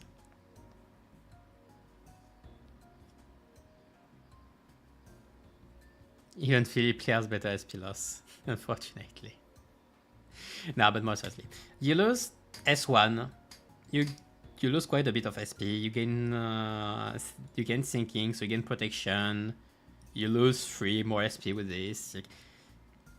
Sure, the only thing is you have to actually lose a skill for this. You pay 1 skill for actually being somewhat usable. That's the punishment. Also, like, inflict Rupture, but that's just true damage, it doesn't matter. Inflict sinking, but like that's just true damage, it barely even matters. Especially there. This is nice. I would like to see a negative coin ID that uses paralyzes more. He has 1 fragile, that's something. This is main source of like protection and all, which I like a lot. Skill 3 is very good. His skill 3 is very good. It can be 54 damage if you win the clash. It's resources for your passive. Inflict paralyze, inflict fragile, ruptures, whatever. Like, this is very good. This is also very good, technically. This is 15, this is 60 damage. Can get plus 20% as a free Tremor boss, you don't know what. But this is nice damage. This is nice damage and utilities, this is nice damage. This is supposed to be okay with sinking, I guess. And it's still 18 damage, like it's not that bad. You just don't have clashes, but it's not bad. Like, technically it's good, but he's so unfunctional. Like, he also gained blunt damage up, so you gain value from it. But it's so unfunctional. It's not the right list. The best I can put him here is like mid. There. His potential is about around there. Like he has potential to be 4, 4, 5, but using him is an uphill battle. It's way too hard. Like you can use Philip Clare, which is why I put him so, high in my shot, and I will put him probably high. This guy you cannot. Using him is way too harsh. I've been trying so many times. I've been failing so many times. The only way you can use him now is with the new ego gifts in MD, which are pretty good for him. But yeah.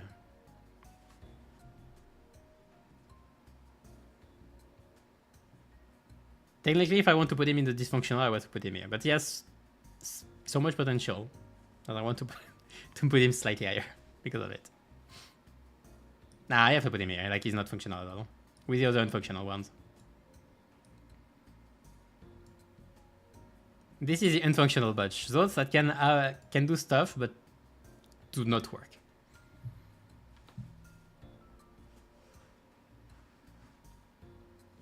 Canto 6 revive the potential, man. Yeah, if he has the right conditions, suddenly he can do stuff. Funnily enough, he didn't do anything with me.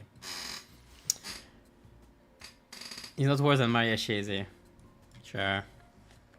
Nah, he's not worse. Sure.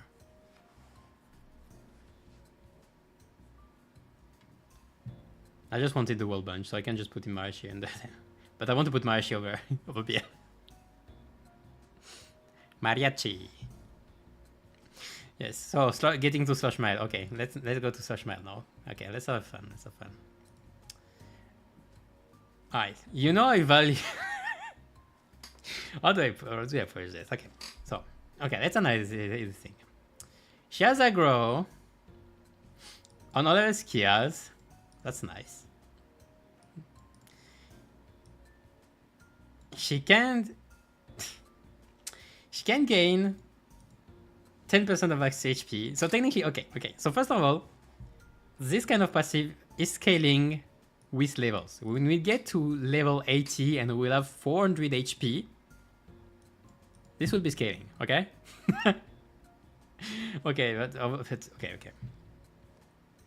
Clash lows inflict Tremor Rupture. So first of all, she tries to inflict both Tremor and Rupture for some reason. Like she wants to mix both. We don't know why. Infliction is not that bad. Although it's 3 there, it's 1 + 1 there, whatever. This is Tremor-based that costs 4 count. 4 count for this. I hate it. Why Slush Mile is good, the videos. I'm trying my best. Fuck Sasha. Use that to solo Ricardo? Really? No, wait. People race solo Ricardo with her? For real? Oh my gosh. Okay, so let's talk seriously about the good parts of this idea. Like there are some. Okay, I'm not gonna be the most defeatist.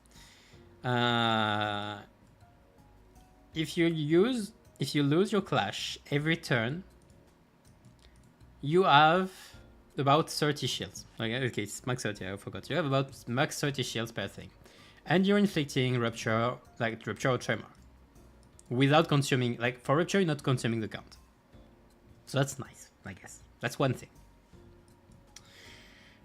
But you're not doing anything else. Like you're not proccing Rupture, you're not proccing Tremor. You don't want to use this because reducing the count by 4 for 1 Tremor burst is one of the costliest thing in the game. 10 clash, she will use this one. 13, she will probably lose this one. 22, she will probably win this one. Which is maybe not what you want. This is whatever. This is irrelevant right now. Maybe someday, but right now it's irrelevant. But she has good HP stat, good defense stat. Speed is okay. Aggro on every freaking skill on you, so you don't have to win. So you can keep tanking. So as a tank, it's not that bad. Especially because she's the only one who has one of the only one with slash resistance yet. So like it's somewhat relevant. However, you are, as said with on glue, you're not inflicting damage, but you're not inflicting much damage. Like you're still inflicting damage and you can still clash with those two. So you're not taking as much damage. With Ishmael, you don't. You don't clash. You don't clash. And my question is, why not? Why just not keep using this one? Like keep using shade block. It's like using block every time. Technically, if you keep losing, like you can lose one clash, use block, you have 50 shield, which is pretty good. And you inflicted like, I don't know, some Tremor and Rupture for knockout.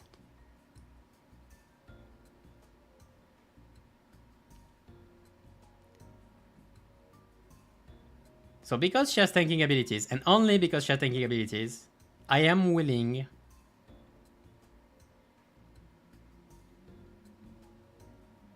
to go there. Does she also fuel solo fuel wing beats? She doesn't. No, I think no ID solo fuels wing beats, but she does fuel 2 over there.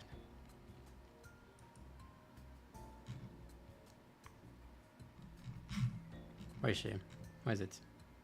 Yeah, wing beat needs no, only one actually. Okay, it's lost gluttony and pride. So yeah, no, only one. It's only the gluttony part. Plus it's on skill 3, so you're only over 1.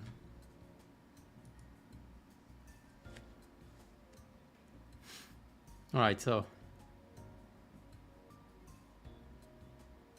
with IDs positive.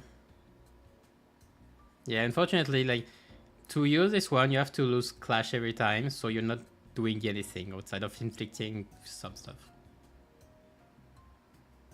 But she's not unusable. Unusable.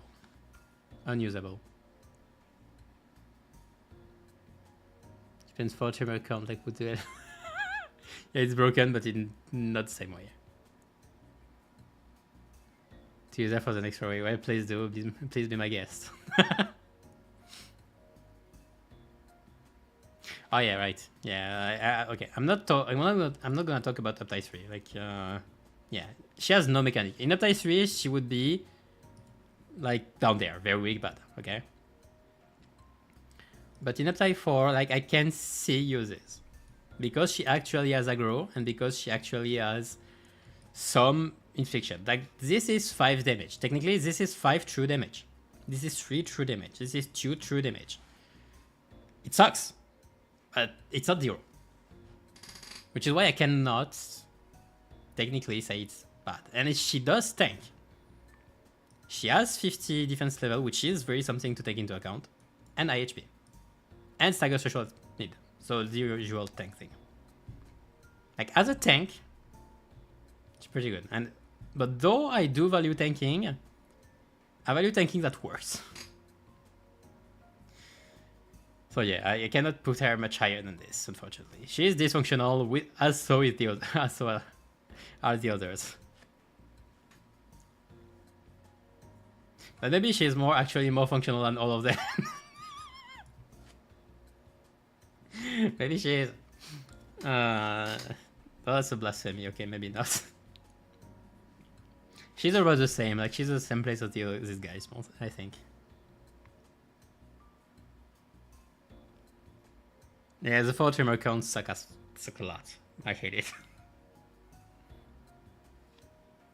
She ran nice for MD. Well, she was a slash resistance. So if you need a tank with slash resistance, it's one.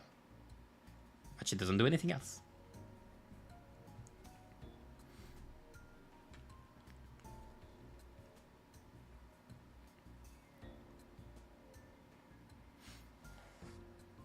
I still force you to use those. Yeah.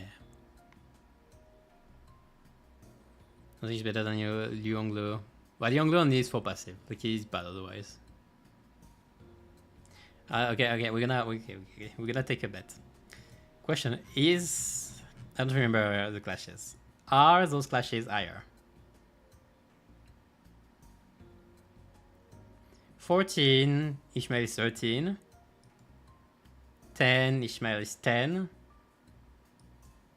Yeah, so Ishmael has about better... Slosh Mail has actually better clashing than this guy. I'm sorry.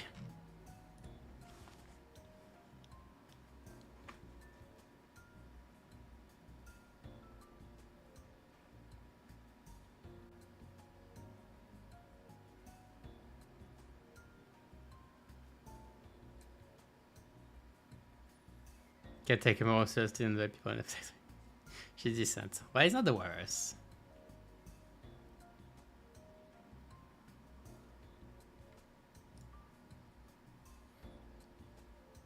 Like, I don't know if I want to put her at mid. Like, if I consider Chu as a bit weak, I think it's fair.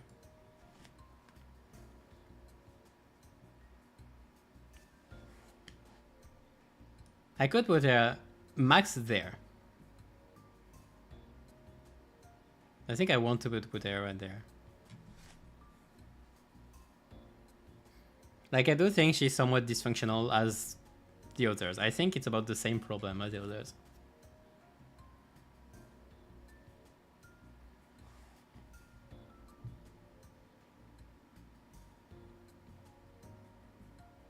So I think I'll just keep her there.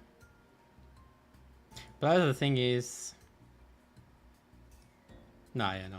I was about to say the spot, but no, try not. Like, you can use her to tank. Like, you can use her, which is something you can't necessarily do with everybody else. Like, I don't want to put her here.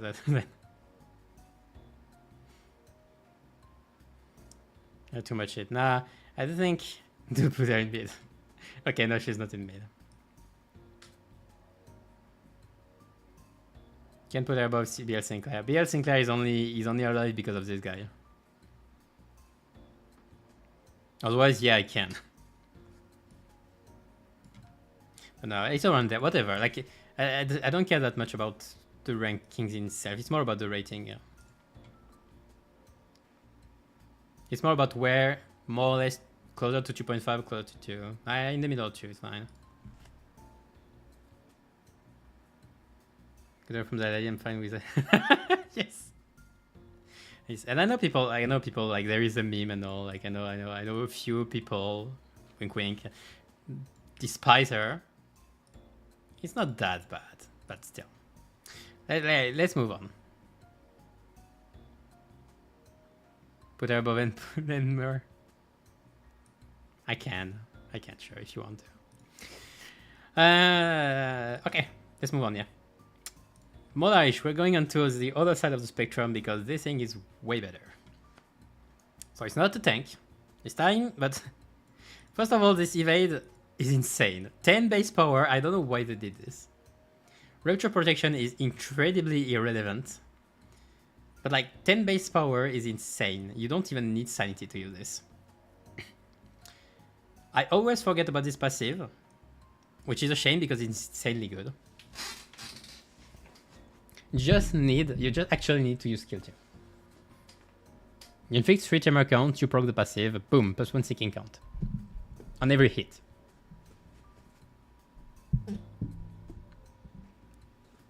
For $1 billion. Well, I would for 1 billion, but...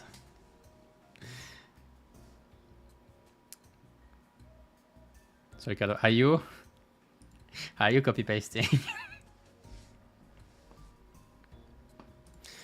No, yeah, she is okay. She inflicts, first of all, thinking wise, neutral on this one, +2, +2 on this one, like can be +3.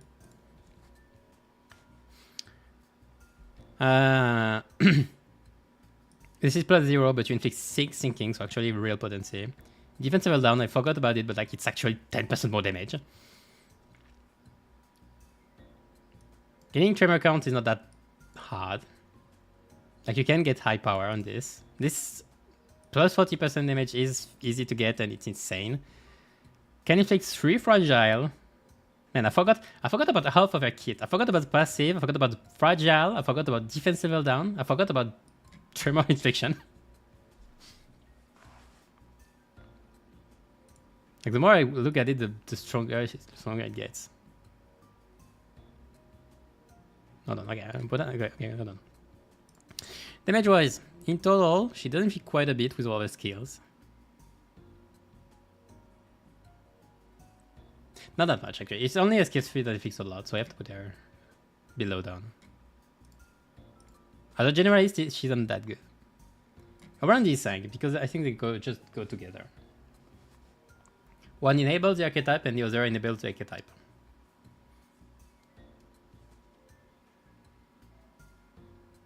Sleep on her kit. Yeah, it's pretty insane.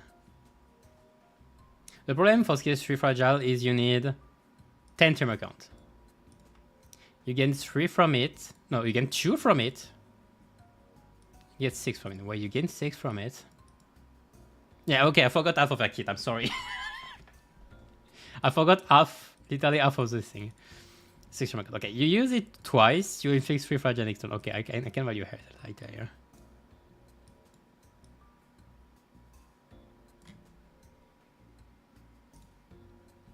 Yeah, this is pretty insane. Plus, this actually make it -1 on the same turn. Like you inflicting the tremors, then you're using the second coin with the passive. It's -1 actually. It will never be -2. It will always be at least -1 if you have 3 pride. So this can be +4. This can be 0, and this can be +4, 5. That's a lot. That's actually a lot. Why don't I remember passive? It should be obvious. Why did I never use it? Wait, what happened? What? Like I've used thinking a lot. I never remember it. Why? Did it actually work?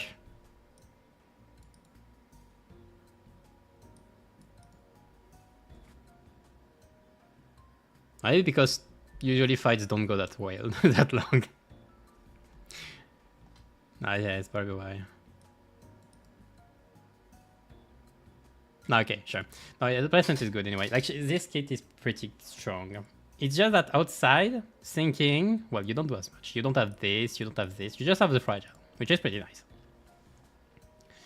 You need to set it up with skill 1. Skill 1 still is not that good, though, because it's rolled 10s. No way to go higher. Not even that much. Same for this one, rolling 17 with this.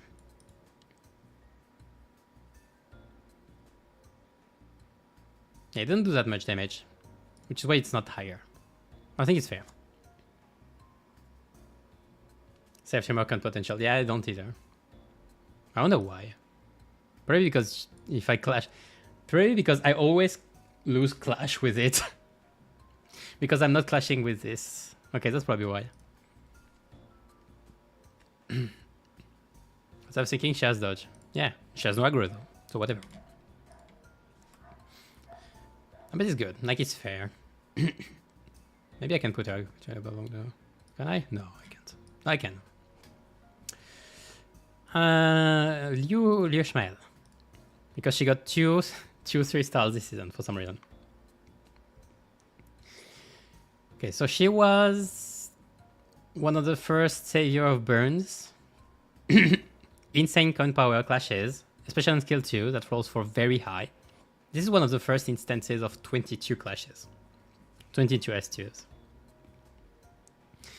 This doesn't clash though, that much. It's 15, but the multiplier is so insane. With burn count and all. It's just nice. I forgot about this part. Passive is just plus 30% damage. Literally, I don't even know why they said blunt damage. Maybe it's for egos to not be accounted for. Not all egos, I guess. So like it's just plus 30% more damage on burn targets. You just need raise though. Counter is not that good, but well, whatever. Not that bad tankiness. Like she's just a very strong staple for burn. I don't use her outside burn though. I've heard a lot of people using her as a generalist, but I don't. So I don't know how good it is. Because you don't have as much conditional as as Irish male. Maybe I just put her here. Yes. Yes.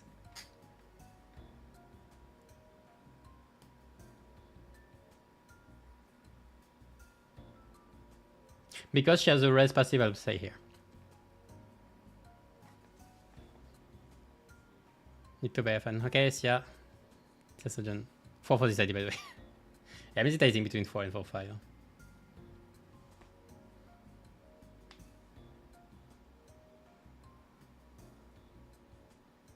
One skill 2, you're set for the long run. For burn, yeah, but outside burn, yeah. Maybe I'll support her there then. Because outside burn, you're kind of lacking. Plus, you have a rest passive. I can put her either. Like instead of Irish, because more brainless. Yeah, I can understand. Actually, I could too, because I'm still using. Now, because if burn kills a unit, I'm gonna be mad because it doesn't come for the daily.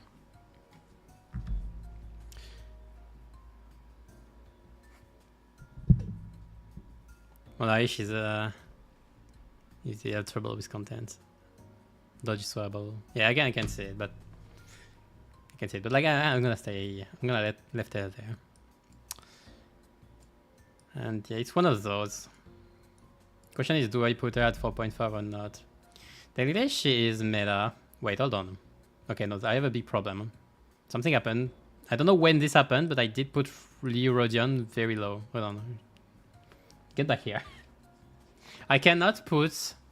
Okay, I cannot put Leo Ishmael under Leo Rodion. That's the first thing.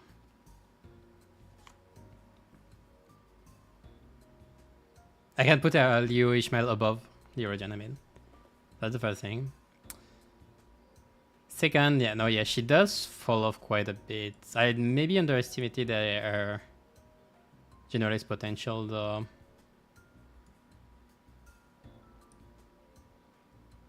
Hold on, what is Irish damage?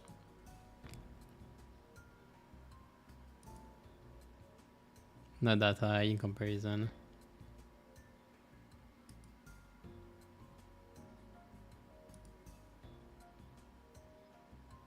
Okay, it's about the same.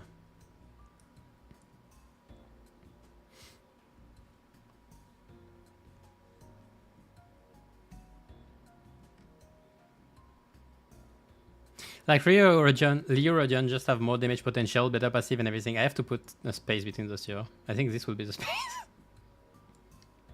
Yeah, this will be the space.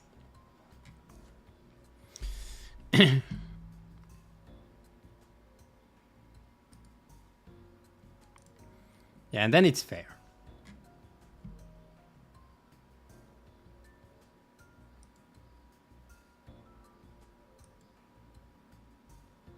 Yeah, I'm gonna stay on this one. Okay, we're good. Moving on. Svirogen. Okay, talking about unfunctional IDs. Svirogen is something like a design I really like. It's one of their first instances of using poise as a resource for other things. Poise count, rather. Like using it as charge. Like they try to use poise as charge, and they made just Svirogen. However, okay, so this is clashing 8, cannot be increased.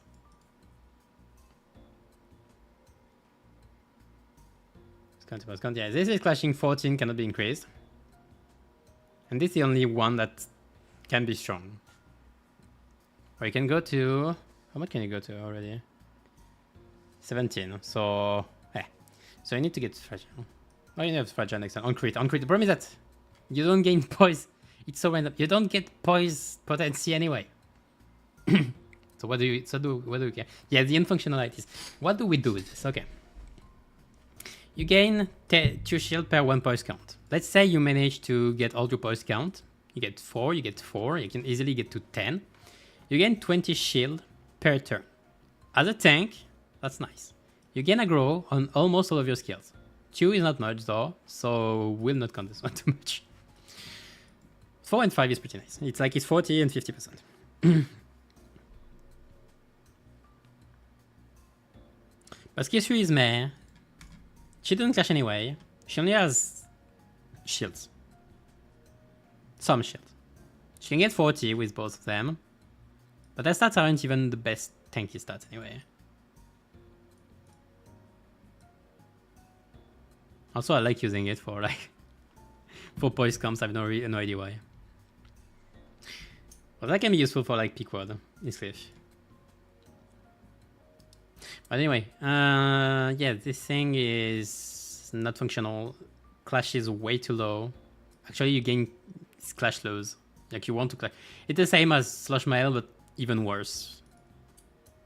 Because Slush Mail can actually tank somewhat. She has better stats and all. She doesn't. She goes, yeah, with 5 Faust. She isn't as unfunctional as she's not worth it. You don't even know that much aggro. Skill 3 is not worth it anyway. You're not critting.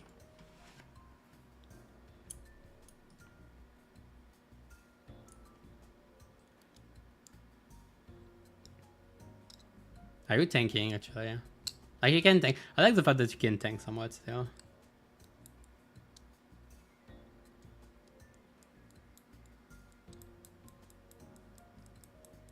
But you don't have. This is not a skill 1. This is nothing. This doesn't exist. Hold on.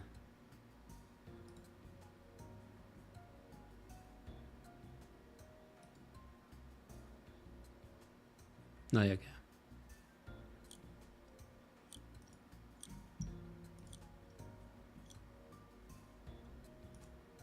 I'm thinking about it. Yeah, she has low speed. So okay, that's over. Okay, this is just give it. She doesn't even choose her clashes. Okay, that's over. Looting you have there.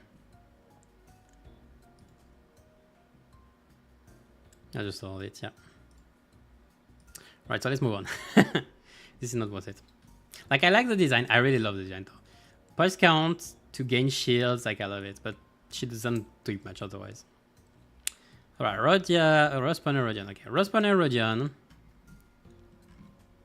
is another miss, unfortunately. Okay, this time it's good. At least it's usable.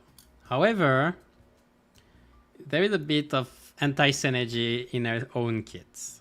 Because on Tremor-based, spend 3 charge count to whatever the fuck. The thing is, you gain charge count through this. You can gain 6. I don't remember you could get 6, sure. And there, you also gain 6. You don't need to spend the charge to get the skill 2. Like the thing is, you just need to have charge. The problem is that if you gain charge through this, use your passive, and you're using the 6 charge on there, so you don't have the charge for this skill, which is what you want ultimately. So you can only get the charge for this from skill 1. So you need to skill 1. Otherwise, like Tremor count infection is nice there and there and there. Like you're replenishing what you're using. So like you're at +0. There too, you're +0, and then you're +1. What's my other intention? I don't like also that air conditions are 10 plus tremor counts. It's still so hard to get. But the skill 3 is nice, but it doesn't clash. This doesn't clash, this doesn't clash. This can clash. But only this.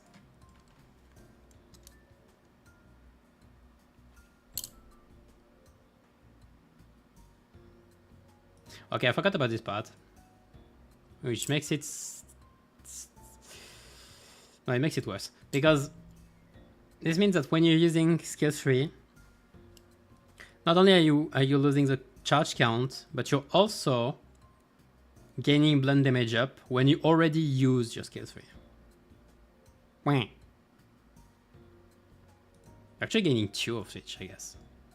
Like you're getting 2 blunt damage, 2 aced, and you don't have your skill 3 anymore to benefit from it. It sucks!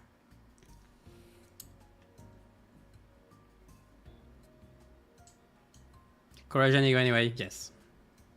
But it's a corrosion being like the corrosion. Yeah, it's effervescent. Yeah, the ego is good. But this is a miss because Nico had actually interesting mechanics with resonance and all, tremor sync and all.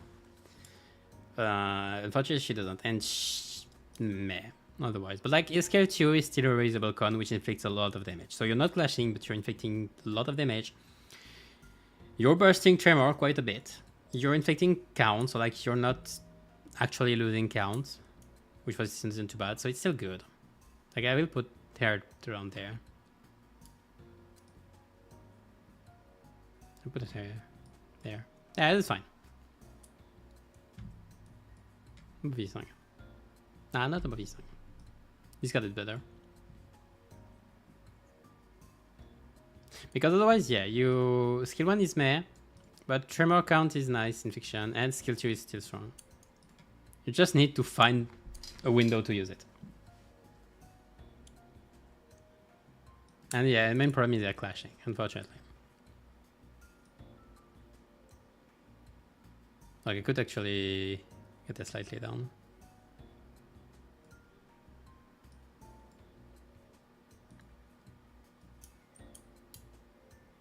Yeah, because I kind of want to get rid of this ID.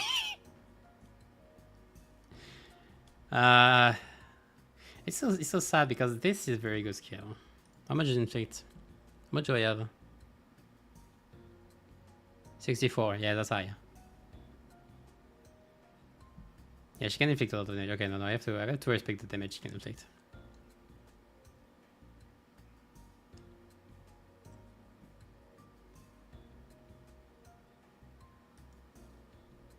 Yeah, I'll leave it there.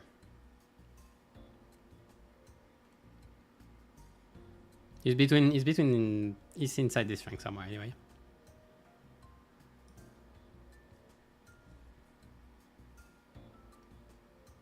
I just played Chirodia instead. I can understand this, but talking about Red Chirodia, the thing is not that much that she's bad, it's just that Chirodia is broken above him. Period. Oops. The thing with Chirodia, okay. She has discard, and this alone makes them very valuable. Makes her very, very valuable. She doesn't have to care about this, and even if even if you want to actually play her skill 1, it's actually not that bad because you can do with like Onglu and get a 15 rolling skill 1 spam. It's not as good as Onglu though. Onglu is better for this, but she can gain, like, she gains a lot of shield at the same time she does insane damage. Sinking count is also incredible, like, at least this one. It's +2. It's basically good. She just consumes quite a bit with skill 2. That's the only problem. But Rhyme Shank is such a thing anyway. You don't care that much. You, as a generalist, even more so, she's even stronger.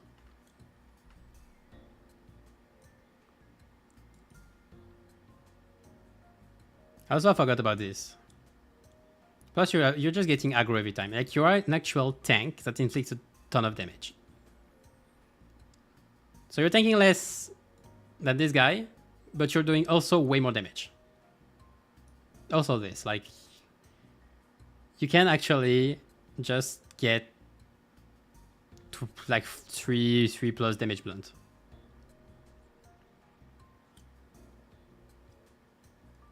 Like, sure, whatever, like... No, yeah, this ID is broken, period. You can even... If you don't have... If you have 2 skill 1, you can just use this. And a shield. A shield, so you actually discard another one. Get shield, so you can tank, you can aggro too, of course. Plus the shield from this. Also, the more we're gonna increase in levels, the more HP she's gonna get. So she's gonna get even more out of the discards. Like, yeah, she's broken. No question.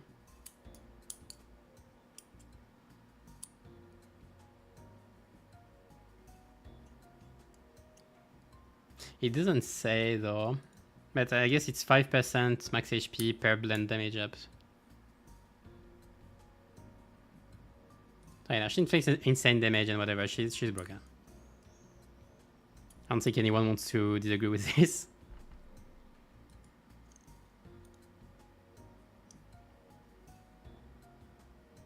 So yeah, so I'll just move on to Sinclair then. With Talisman Sinclair.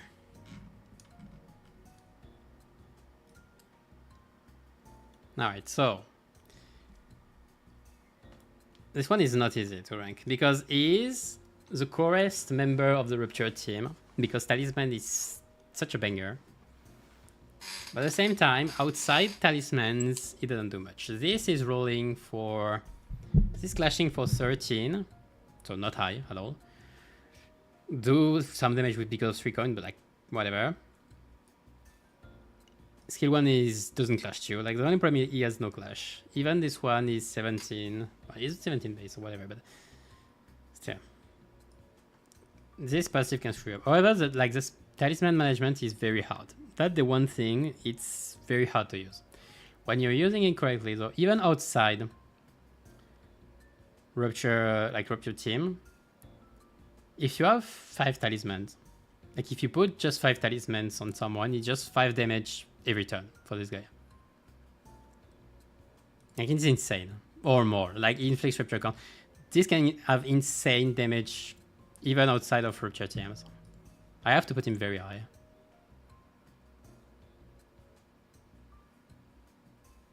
Yeah, for random encounter is bad, so I can put him at the bottom of 4.5.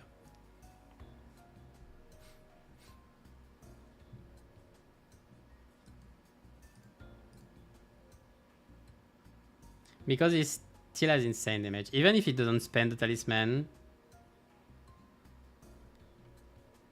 like, inflict Rupture on hit with it.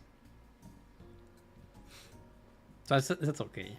I still remember when they released Uptide 4 and this was give 7 talisman, and that made just no sense.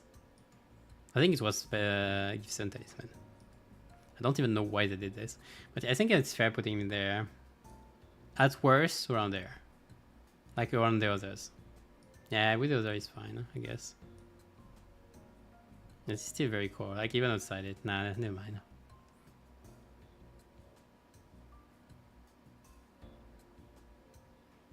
Nichilu is better. Than Yechi Rodia, you mean? If so, like, I would disagree in the sense that Rodia just does more. She doesn't do more damage, but she just does more. Like with tanking and all that passive, and she can do an insane number of stuff. She can both tank very well and do insane damage at the same time. That's the definition of broken. Onglu only does damage, and he's somewhat limited because of the discard mechanic. Because the discard mechanic doesn't help him as much as it's hindering him.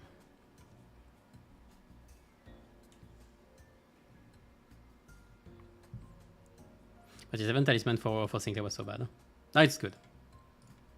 I don't know if I'll put him in 4 and 4.5. Like, he's between the two anyway.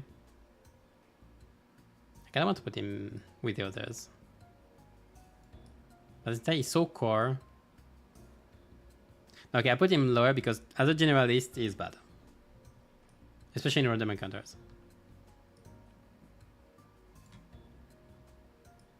Yeah, there is fine. I leave him here. Molar now. Molar bot works. Why do I do this? Alright. This guy is weird. This can be a lot of damage, but you need to gain all the tremor count beforehand. Like, it's one of those tremor charge, self-tremor charge ID, like, very weird. This can do a lot. Like, it's 4, 6, 8, 10. It's like 28. This can do 28 damage, which is for a skill 1 is very high. Skill 2 is whatever, it's like one of those skill 16 rolling skill in 1 coin. Yeah, it's funny, but like it's not that good, unfortunately. Though this like can inflict, you can just inflict 10 tremor count, which is insane.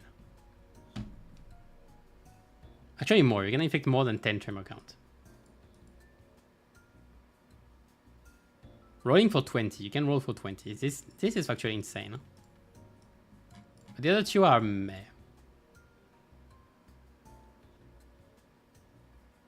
Yes, best tremor count filter. You need what? You need either 2 skill 2s or like 1 and 2 of those.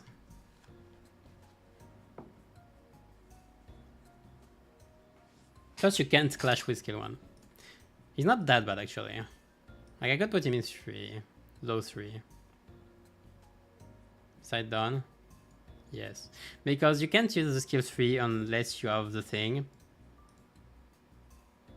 Because otherwise you're gonna you don't want this. You don't want this. Like you can inflict a lot of damage with this. With the burst damage, but or at some damage, but whatever. Like you don't want to.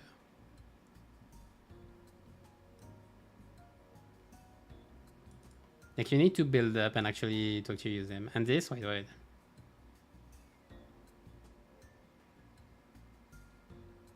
Okay, I forgot about this. It's actually pretty nice. You can use it. You can use this one several times. Like you inflict 4.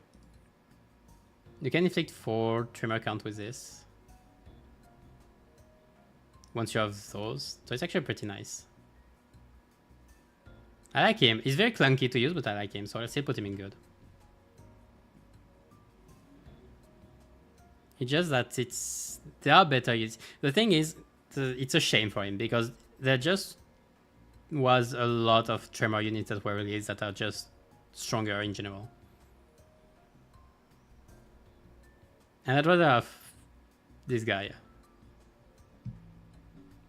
Because he's overall easier to use and all. I think it's fair putting him right there. And don't have more synergy and debuff. I mean, well, sure, if you want. So more Tremor. Hold on, most synergy. Let me check out Tremor infection actually.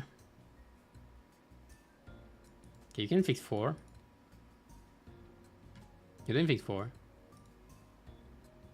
You don't fix much Tremor count though. Never mind, you do it with the rest. Okay, yeah, I can see it. You also have... You have some slightly better clashing skill 1. Or there is better in general because it's 2 coins and not 4. Yeah, but I see it. Okay, I'll keep it. I'll stay there. Okay. Okay, so... Molautis. She's, once again, one of the discard IDs, which means she has insanely strong potential.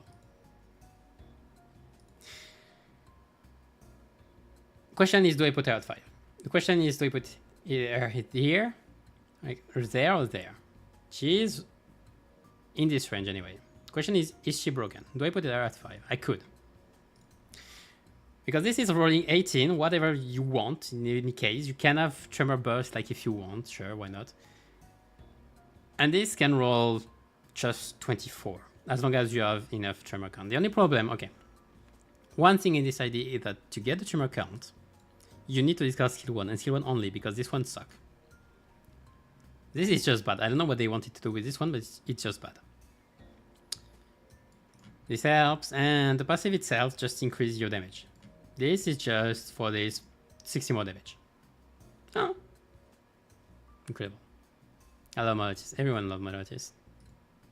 Question is, do I consider her as broken or not? I think I will. I think I will. Because this card is just so powerful. You only have 18 and 16 rolling skills. Like you don't have to care about this one. This is so strong.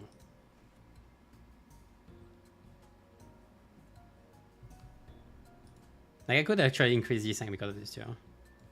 But Yisang skill 2 and 3 aren't that good though. Especially Yisang skill 2. But Molautis is not the case. Like air skill 2 is insane, air skill 3 is also pretty good. The only thing is you might consume tremor count pretty quickly with this. And you don't inflict much. You only inflict 3 if you have 10 tremor count, which is not something you might always get with your first skill 3. You might have to wait for another skill rotation to get the bonuses. Or another skill 3 rather. Which means you're gonna consume count quite a bit.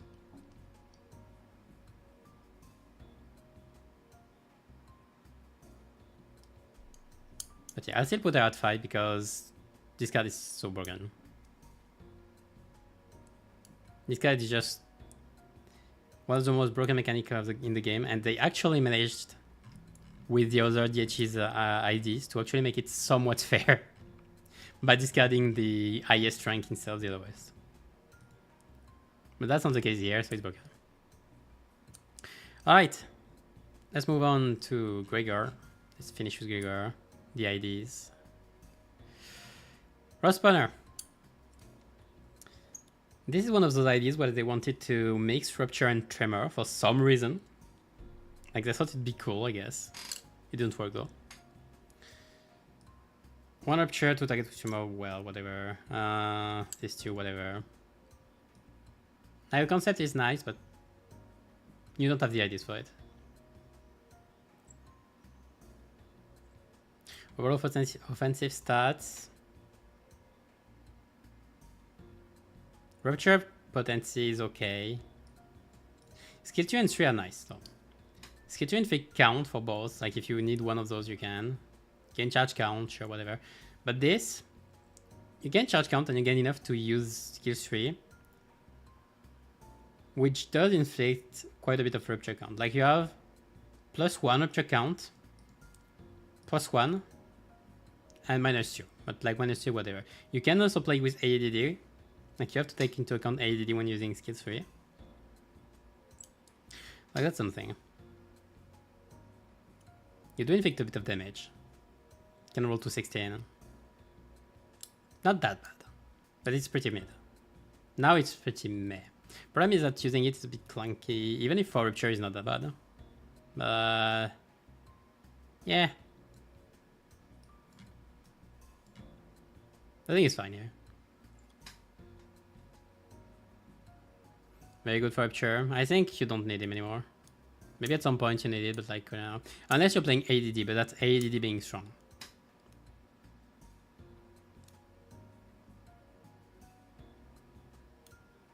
Torture for Rupture. I know that it is. But the idea itself, I don't think it's that good.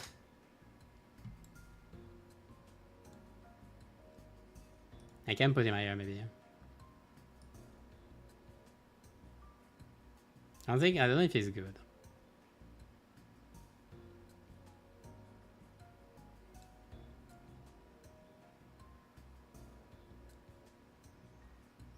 Precisely CBH, man. Please don't. Okay. But the thing, yeah, it is... Rupture is not that bad. Like, he's good. But it is combo with AD that is very strong. And also, outside of Rupture is... not that good. Like, really not that good. That's some nice true damage, though. I could put him slightly higher there. I think it's fair.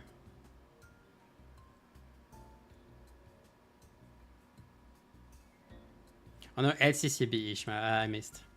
I thought you were saying Slush Ishmael again. Yeah, we see LCB Ish, I can see it. Yeah.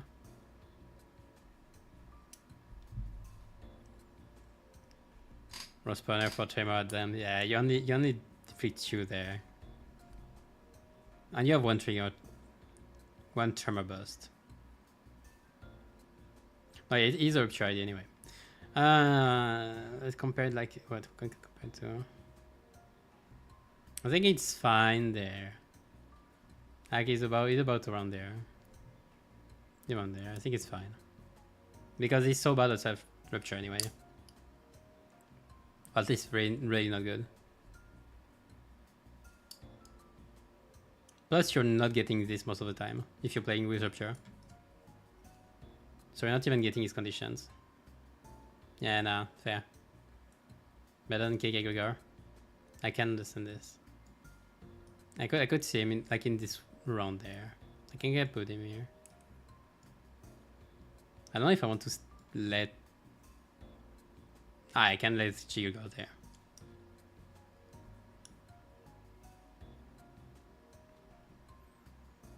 Okay. Okay, last one for the IDs. Zwei Gregor. Okay, this one is the only actually usable Zwei ID. I do think it's pretty nice as a tank. Like it does something. At least it did something in the past. No, what is it? What's up? Okay, so let's see. Skill 1 clash lose, gain shield by quite a bit. But you gain quite a bit from it at least. Like if you have 4 defense level ups, that's 20 shield already. So yeah, I don't like clash lose in general, but this one is okay, I think, because you gain quite a bit of defense level up and quite a bit of shield. Plus you're supposed to tank anyway. So you can actually use this one instead of your shield. Because it's on the same turn. Slash Mile is on the next turn, so it's clunky, but this one is on the same turn. So you can use this one instead of your shield. Like it's a valid thing to do. If you have enough defense level up. Though you have aggro on this one, so it's better. As a tank. Being fast to get the Rose Ego first. I can understand this. But otherwise, this is a 4 coin skill too. So I do enjoy those. This is quite a bit of damage.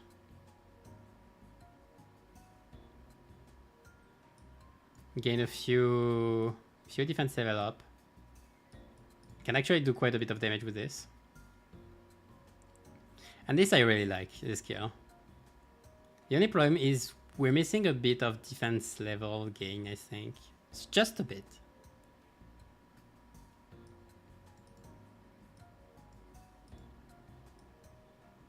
Like as a tank, this is just nice. He already has 50 by the way, so it does. Like I did make a tanking video, so I know a bit what I'm talking about. And it does stack. And stacking defense level up does matter when tanking. Like it does a lot. Plus just this 3 defense level 2 allies. Technically, when there will be a good Zwei comp to do, which there should be at some point, it will be interesting. But for now, maybe it's slightly not relevant, but as a tank itself, like, it's somewhat usable. So I won't put it more on there. That's 3.5.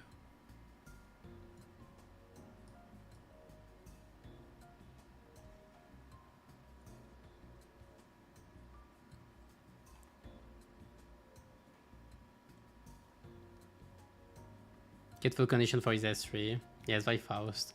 But otherwise, yeah, it's supposed like to just gain defense level up somewhere.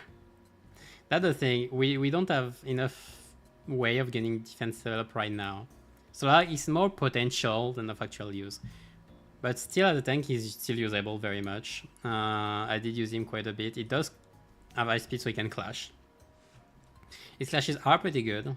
I said, well, it's 15, but I say okay, right. We don't care about winning this clash. This clash is 15, so it's not that much, but 16 rather with this. But like it's a lot of damage. And this can actually clash quite a bit. Getting 6 defense level up is not that hard, because you already have 3 there. You can get 5 there. So getting at least 1 is easy. 1 coin power. Then you need like more stuff. Faust and other IDs that will probably come in the future. I'm sure they have plans for Zwei. So I'm curious. So right now, like, he's just a bit better than good. I think it's fair.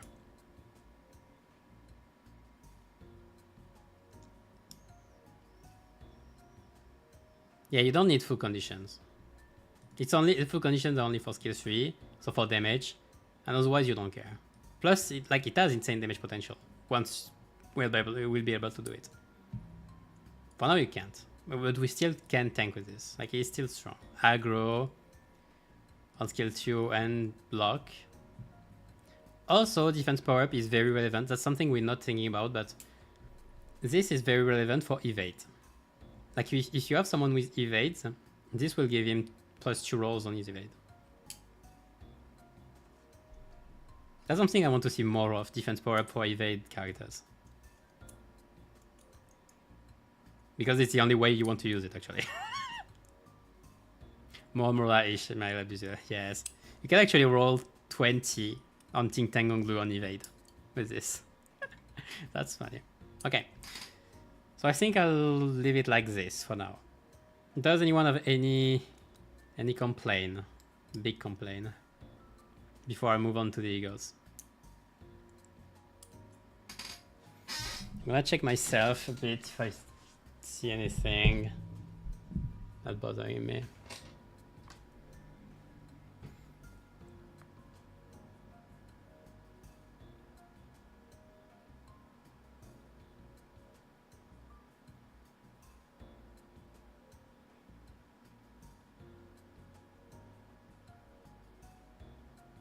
I did put Paragraph slightly up also. Like in the top in the higher part of this tier. Maybe it was rush my placement. I really don't think it's that bad. It's a bad, like lower than average, but it's not that bad. It's more a meme, I think, just trashing on her than actual complaints, or people just don't know about it. Below Euroshow? I wouldn't.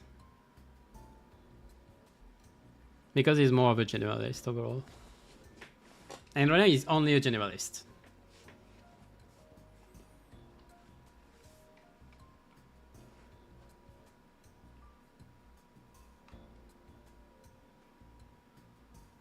Okay, not everything is perfect, but I think it's fair overall.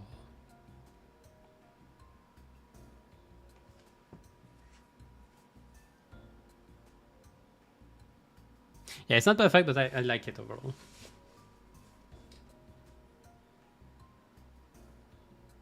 There's nothing that hits me like a truck.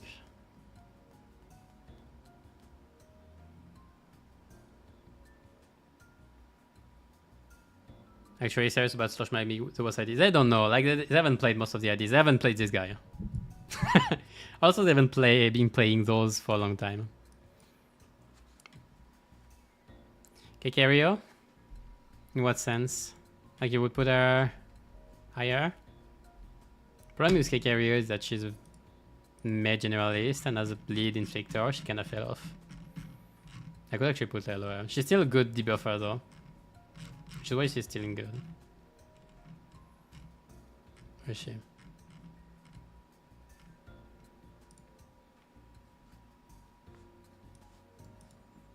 Like, I'm up to talk a bit. Recon is something we have to take into account, you know. Like, 9 bleed count is not something so weird now that we have the ring. That's funny. Lower, and damage output sucks, and bleed application too. Nah. Like, the 2 damage down, the 3 paralysis is nice. 2 damage down is still minus 20%, so for tanking IDs is nice. Bleed count infliction is okay-ish. It's still okay-ish. Like, 3 bleed count on skill 2 and 3 is not the worst. Like, you can actually work with this. Nah, I like where she is.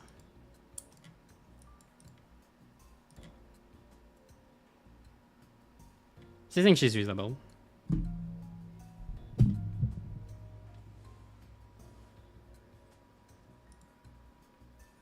I still think she's big. She's good. Like you can use her.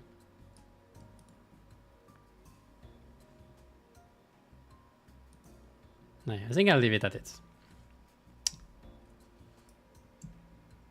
I guess this. So let's move on to the ego. I don't know. I'm gonna take something to drink. 2 minutes.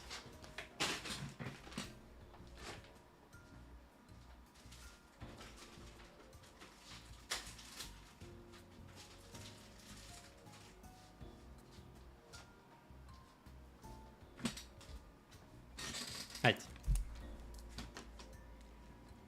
She's negative in synergy with Tremor Rupture. Being a drawback is worse than being neutral. I don't know what it is.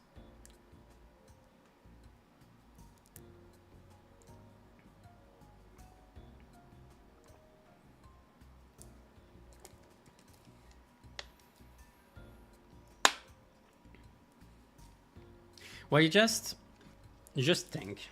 The only thing with Ishmael is that you just you just tank. You don't do anything else. She isn't non.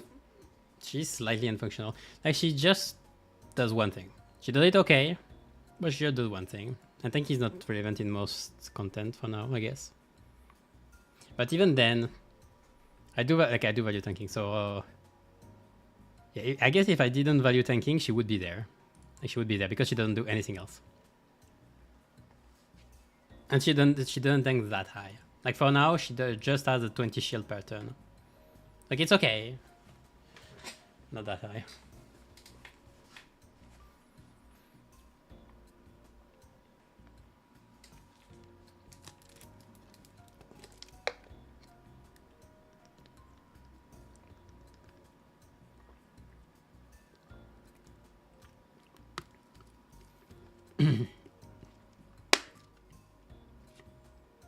Yes, you shouldn't consider all you want an ID to be, rather all an ID is. Like any stuff in general, like anytime you make a judgment on something. Right. Let's move on onto this. 23, 3 shield for total of 43. If you're using your block, but if you're using your block, you don't have shield next turn when you lose the clash. Anyway, let's move on to the egos now. So we have those. We have 2, 4, 6, 8, 12, 14, 15. About 15, yeah, about 15 egos. So let's start with the highlight of season 2. Hold on, let me switch page. Let's go. Sand Shower. So this thing was ahead before, can you believe it? But to be fair, like changing the rating doesn't matter that much. Like they didn't change the way it works. They just made it more costly to upgrade actually. But still, this thing is very strong. A 7 attack weight is something that can be very valuable. Rolling 32, actually more because you get 1 power up. So you roll 33. Sorry. 3 protection to all allies, slot damage up. Like you can refound. You have like 50-50 to refound. Okay, bye Spear. 50-50 to refound. It's just good idea. Like he has 2 lines and it's very good. For 10 cost. Like it's not that high.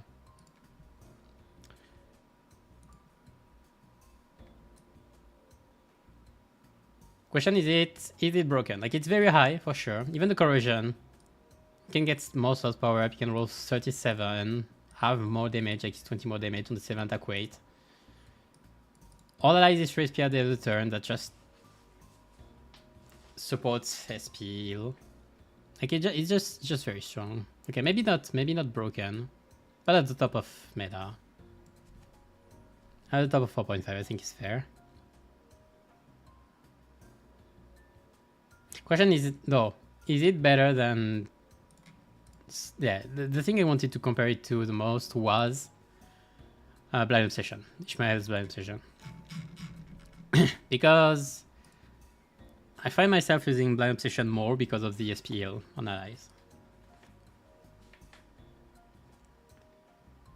But technically she has less buffs. This is more general, but it's only to 4 allies.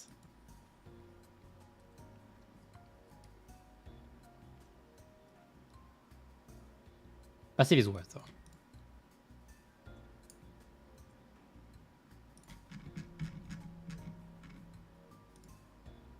44, the other 45, okay.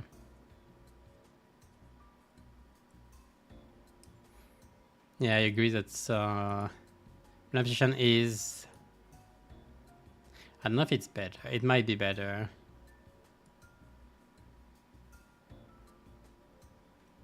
But putting them side by side is fair though. Like if you need a 7 attack weight, you can use it. You will not really use... The thing is, okay. You don't need... You're not really using Sloth burst right now. So getting value out of all of those buffs is not that good. But protection is nice though. Protection is nice. So Trevor is game changing. In what sense? I can value 10 cost and 3 protection though. I can value them a lot.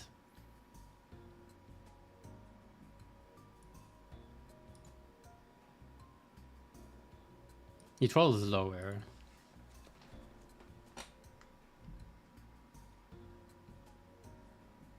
It's the first high value Vavigo. Yeah.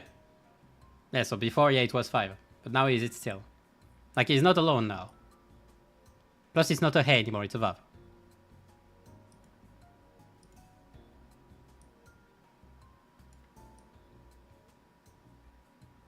Maybe I value the protection more.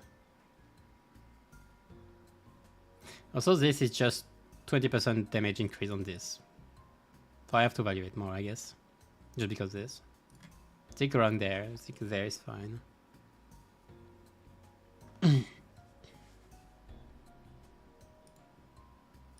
Yeah, I'll leave it there, probably, for now. If at some point I want to change it up, maybe.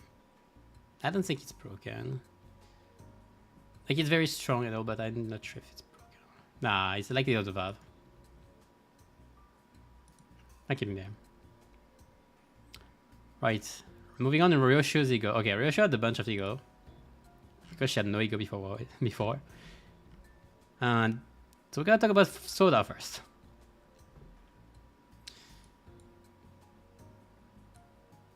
So Soda... Okay. 2 attack weight, Zayin, 6 cost, 15 sanity, roll 25 is... 6 cost is a bit high. Okay, let's be honest. 6 cost is a bit high. The rest is okay. Inflicting Sync Sinking, it's meh. Just for Sync Sinking though, it's meh. The main thing is you just don't have an ID for it, anyway. If you get the kill, sure, but like trying to get the kill with Soda seems pointless most of the time. Except maybe in some random encounters. We have encountered and all.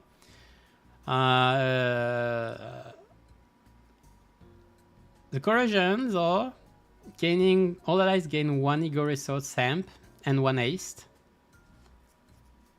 Technically that's pretty good. Because that can mean 6 more resources. So technically you can refill most of the cost. Like it's 9 corrosion in overclock at least. So technically it's not that bad. However, it's a negative coin ID ego, and you don't have a negative coin ID. So using it feels awkward because you're rolling 14 most of the time. But technically, corrosion is not that bad, so I can value it. This is irrelevant anyway, for now. We don't have defense power down on enemies is too niche of a thing to be actually irrelevant, because you can only use it effectively against enemy evades.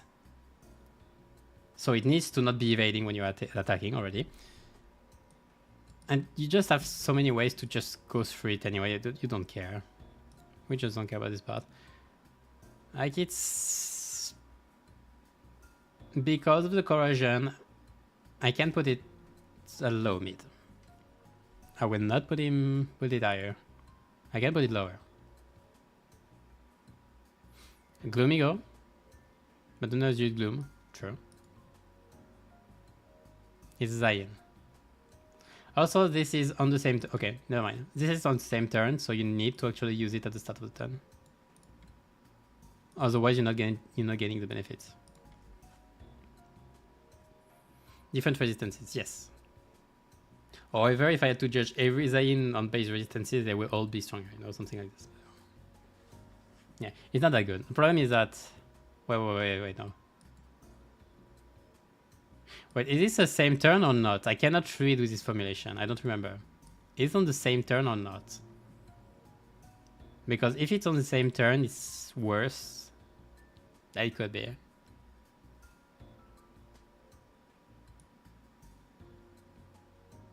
I'd say it's on the same turn. Because it apply one ace next turn and analyze attack. It's the weird start of season 2, like first season 2 wording where I don't know what to make of it. Okay, for now, I'll leave it there. If at any point I learn that it's next turn, maybe I'll put him on one tier above. But otherwise, like, I never use it. Like, it's in the position with this one, so like,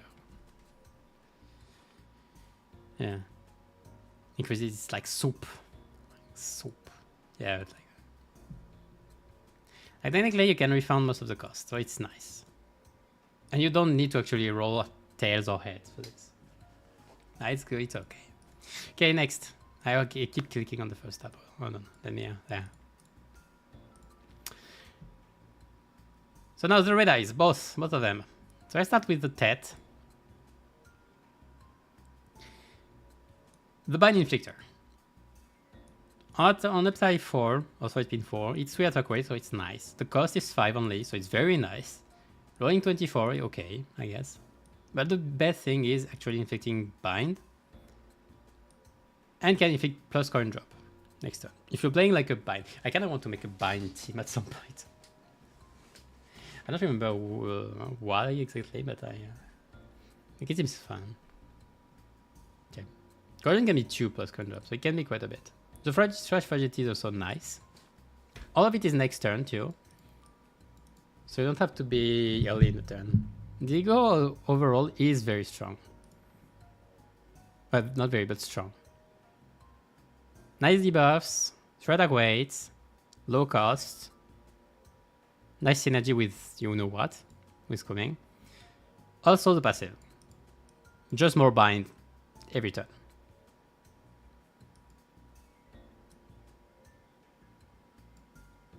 Yeah, there is fine, I think.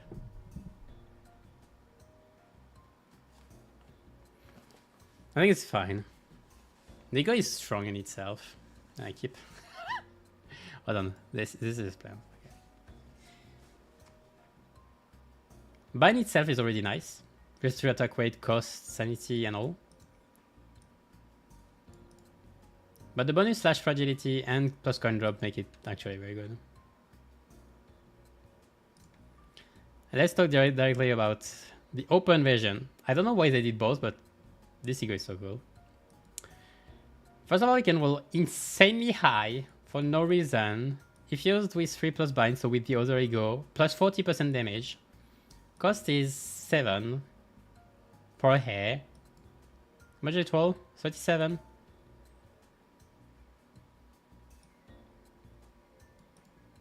Some even cleared it, but like that's whatever.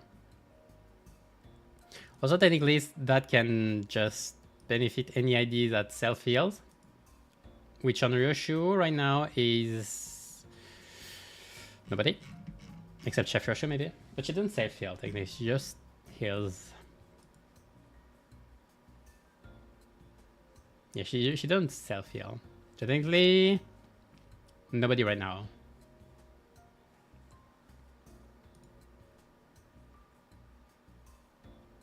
Without the Ego, at least. Also, this can go for 43. With one of the highest rolling. Insane damage. So it's a very good damage Ego. With some sustain.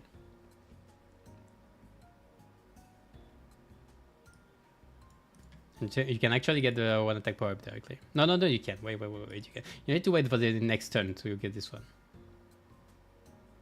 Wait, maybe the end of the turn? I don't know. I like to put him slightly higher. Because I value the eye clashing a lot. And I want to put it here.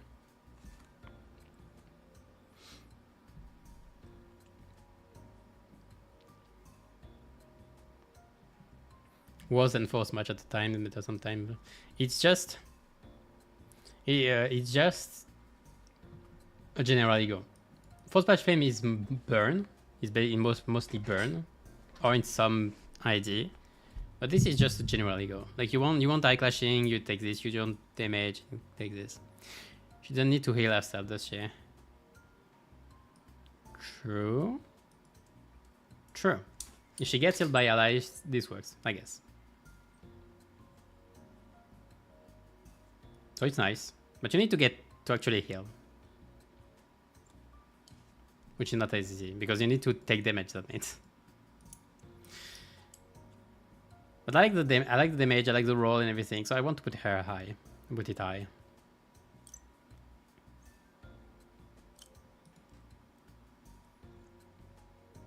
Like it can inflict very high damage, from what I noted.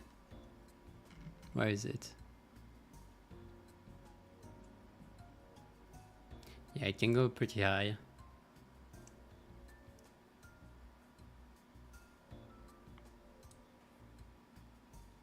The only condition being 3 binds, which is really not the hardest if you have something.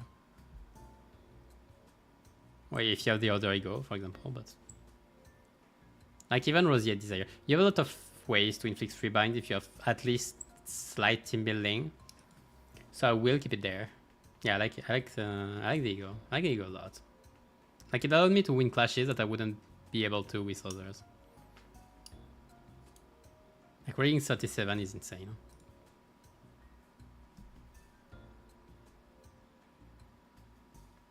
It is an open debate. Well, Force Match Fame eyes are higher than Red Eyes Open highs. Like it has way more potential, especially in burn teams, which is where you use it more of the time. Plus the passive can be insanely strong. Like it's just strong. It's not meta, but it's just strong.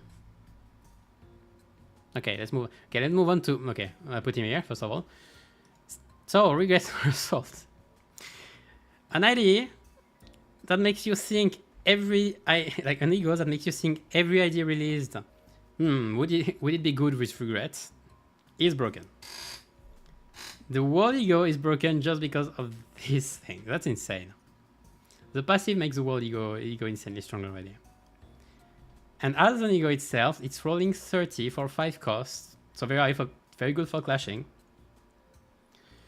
I always forgot the remove random effect, but that's also very good in itself. Like I forget most of the ego's effects because like it is all good. Also blunt power up for no reason if you're at -4 PS, which is something you can do with quite a bit. Like you're not very speedy with Mersault anyway. And you have quite a few blunt IDs. Also for Tremor comps in general, it can deal very high damage from what I calculated, I think. The Corrosion can. Because it can be threat acquaint.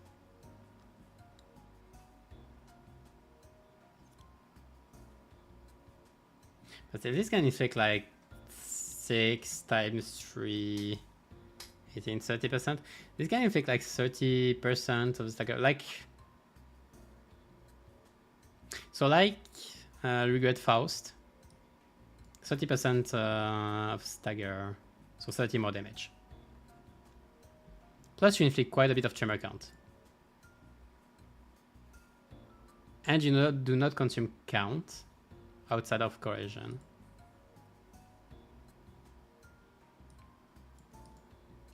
And I won't talk about the corrosion animation, of course. Because it's insane, literally.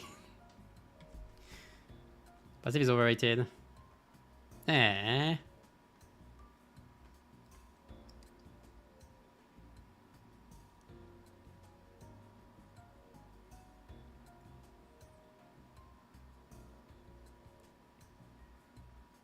What do you mean, Kaipa? Did you read the passive correctly?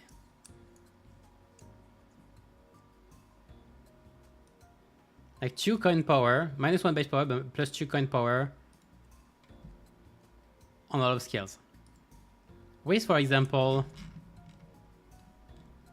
where is it? Let's take a few examples. Raw spawner mersault, technically. These skills become +5. 4 + 5.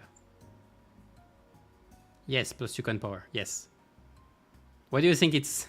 What do you think it's so wanted? Yes, you're guaranteed, even on 1 coin, you're guaranteed +1 power. Then it's +3 on 2 coins, +5. This needs to be enough. Okay, this changed very quickly. Yes, it's insane. Yeah, it's insanely strong. The passive alone makes the ego broken already. Just like the tremor and all just is icing on the cake. Even the eye roll and everything, all of it is just icing on this freaking cake. This thing is broken, no question. The question is, do I put it above Ramshang? Like, because literally this, every time a mersault ID works, is released, we're wondering, does regret work with it? And most of the time the answer is yes. So the question is, how well does it work with it? But yeah, it's insane. This is one of the most broken egos in the game by passive only.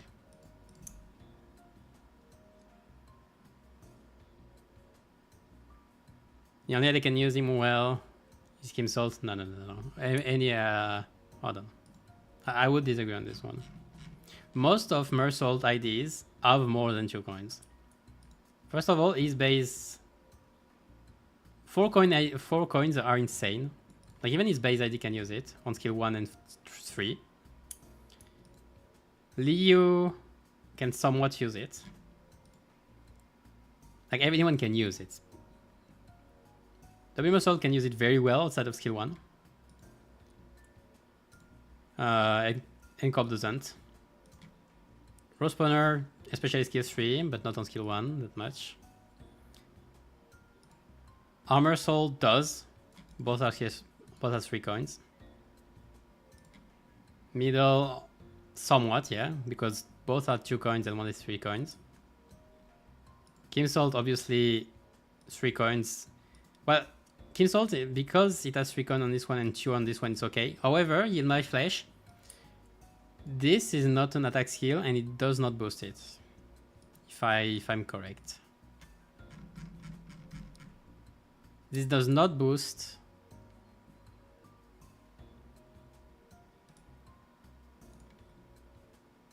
Yes, because it's Uni's leftmost skill in the dashboard, and Claim Their Bones is not considered as like a skill on the dashboard, so it doesn't work. So Kim Salt is not really working too well with this.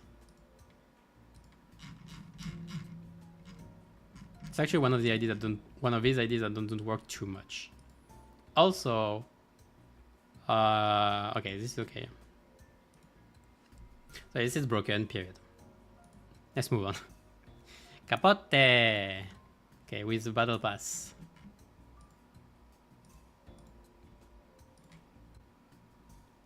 There we go.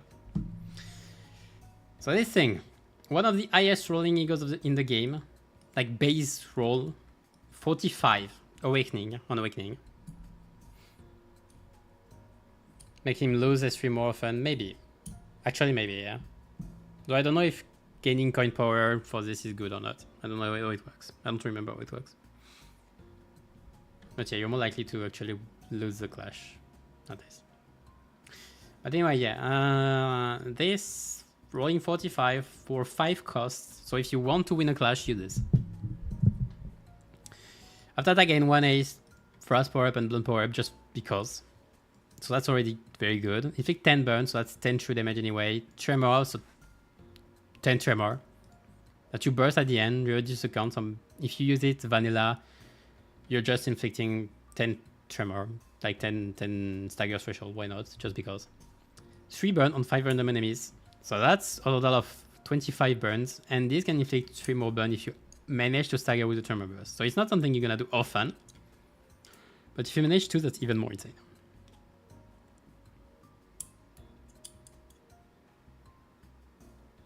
And the corrosion is 3 attack weight. It's worse on 3 attack weight. You just don't roll as high. Also, the passive is also pretty good. Like if you're targeted by 2 or more skills, so since you're playing Mersault and you are a tank, you're supposed to, most of the time, you have +1 base power, period. Just get 1 base power. So this is very strong. I will put him here. Like I know he's used, when you want to solo Mersault, for example, it is used because the passive is very strong. And the ego itself is also very strong. There.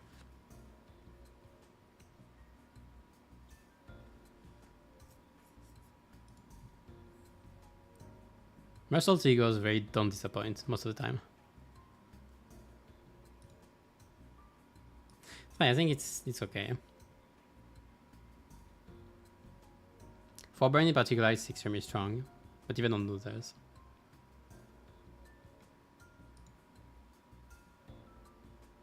Like it's something you're actually considering as a instead of pursuance.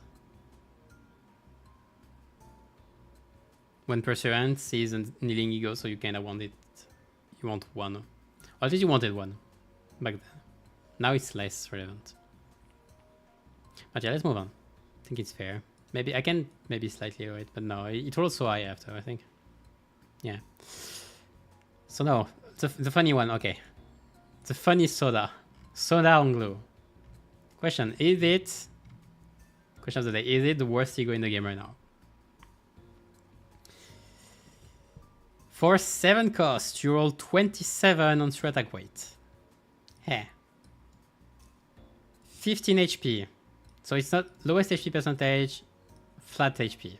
Flat HP means it doesn't kill with level, it doesn't scale with levels and all. Tail attack ends on the other end, you heal SP. Probably himself. And crit is not happening anyway, because you don't have poison. Inflict 5 Tremor. Oh, that's where the Tremor went. Content code to complete an injurious chain. You managed to find one good point of this. There you go. If we go one bind next turn. It's a bind, I guess. When enemy is defeated, oh yeah, the ally with the least SP one is 1 SP.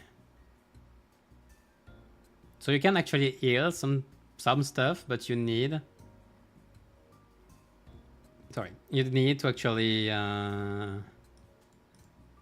Like it's only useful for wave fights or fight with multiple enemies.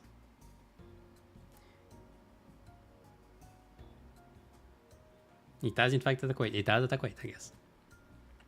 Alright, so where do I put him?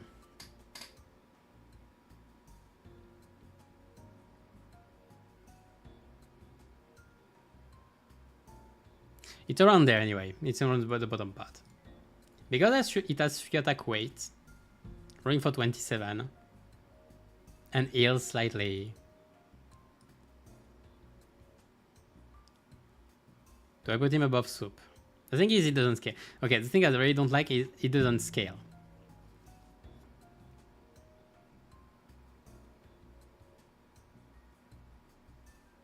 This is irrelevant anyway. It has also okay. No, never mind. Because it has 27, so it can somewhat win clashes. However, it has 40 offense level, so you're not doing damage. Even with 3 attack weight. I think I'm gonna leave with the others around here. You can't proc both effects, so you only have one. This is not scaling 15 HP, so it's usually less than 10% HP.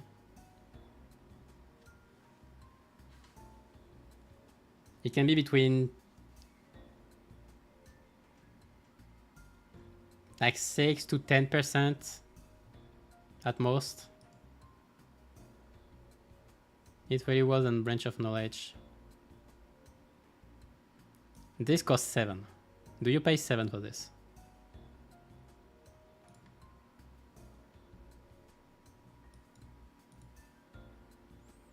Just asking question. I understand.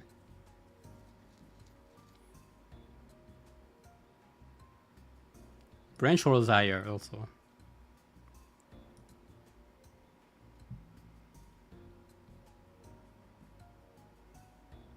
Okay, I'm considering it. Hold on.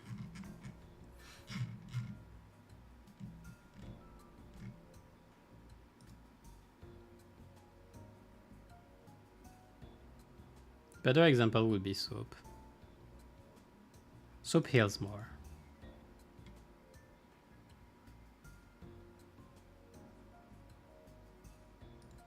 Yeah, the heal is negligible. You only care about the roll and the attack weight. But it's still 7 cost. Yeah, I'll put him around there. Maybe I'll not put him... I don't think I won't put him lower actually. Because I can find some use for him still.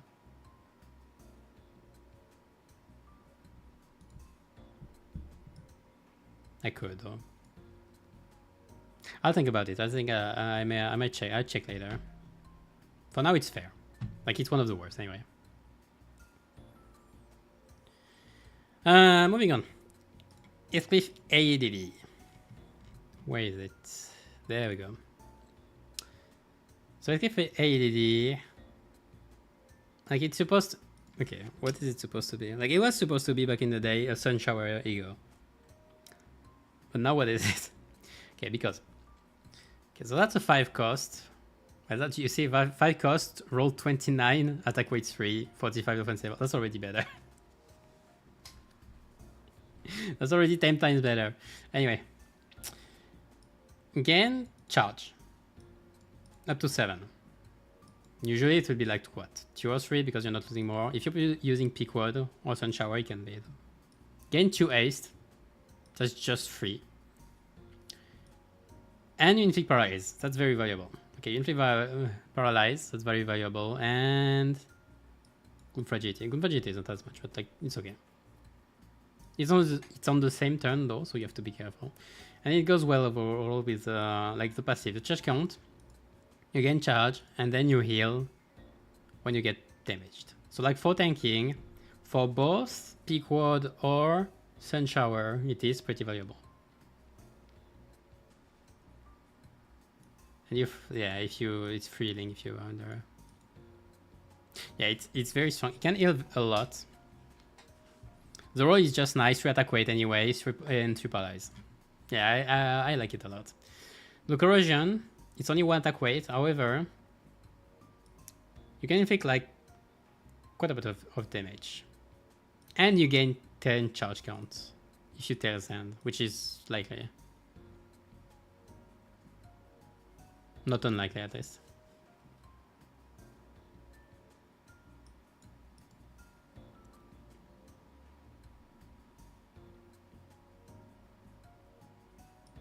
That can be like 50% more damage. On bosses it can be nice. But otherwise, yeah, the roll is nice and all, so I will put him in strong.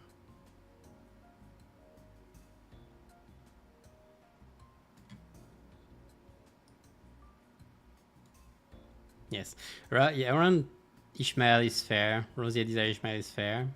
Because both are disablers. While allowing other effects with eye clashes and all. Yeah, it's nice. It's fine.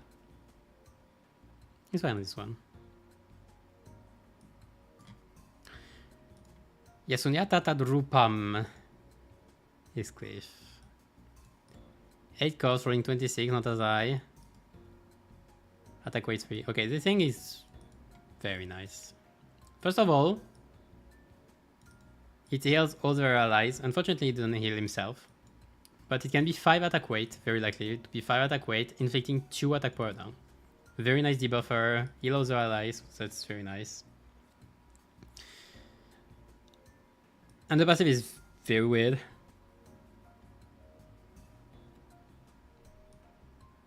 Like, I'm not sure what to make out of this. Like, raising max HP, why would you do this? Like, again, you heal back.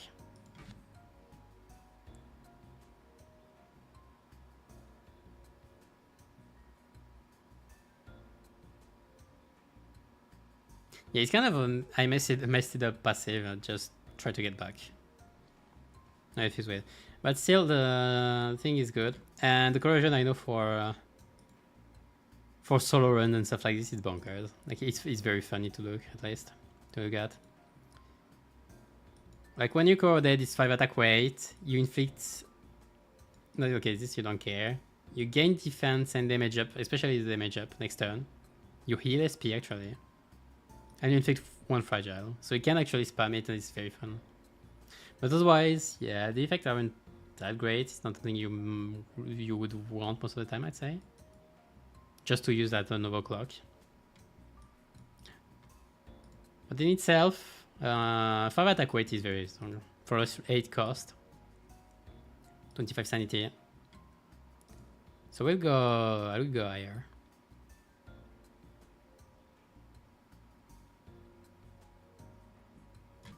Yeah, that is fair, I think. Should I go higher, actually? Because I could.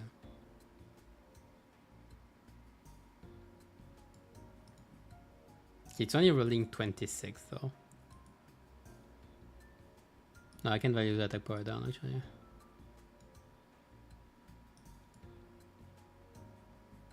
Yeah. Get better than EG, me too. That's what I was thinking about, me too. There. Okay, I'm gonna leave it there, I think.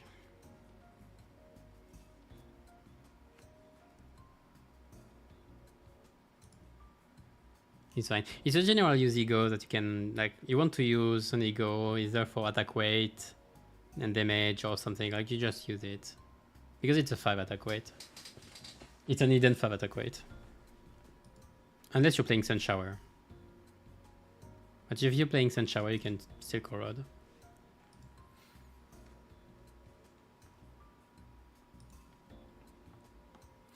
So what is Christmas ego because of SPL?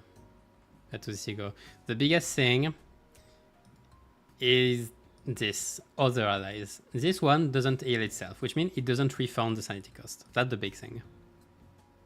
When holidays does refund your sanity, and that's a big thing because it pretty much removes the cost, the sanity cost. Like, you don't have to get back to 45 SP.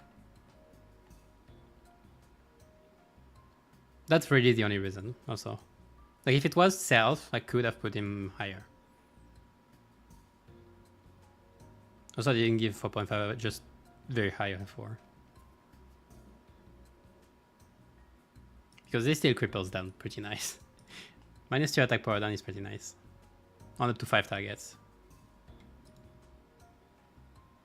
Moving on.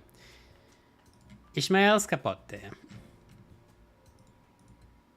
There we go. Okay, this ego is... I don't use it much. I guess I should, though, because it's not that bad. Especially with stuff like Liu Ishmael. Like on execute, like on broken Numa path, whatever. Plus 20% damage to the rest skill. It's very niche and limited, but for stuff like Liu Ishmael, it works very well. Also, 1 rest damage up, so 2 allies. And this is 1 to all allies and all units. To all units. So you get rest damage up for your allies and rest fragility for your enemies. So that's plus 20%.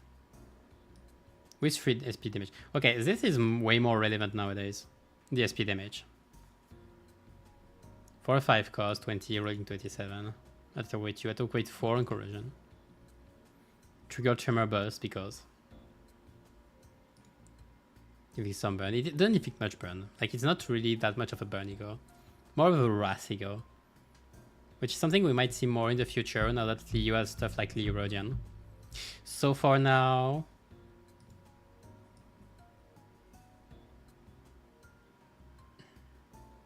I can value the wrath damage up right now.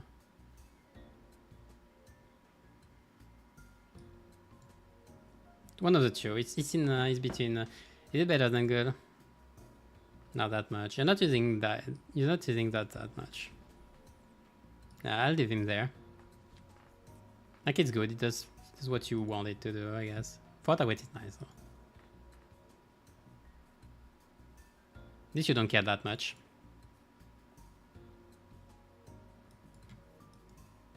Especially because it reduces it by 2 also. Yeah, it's fair. Like, I don't use it much. I prefer Roseate Desire in Tets.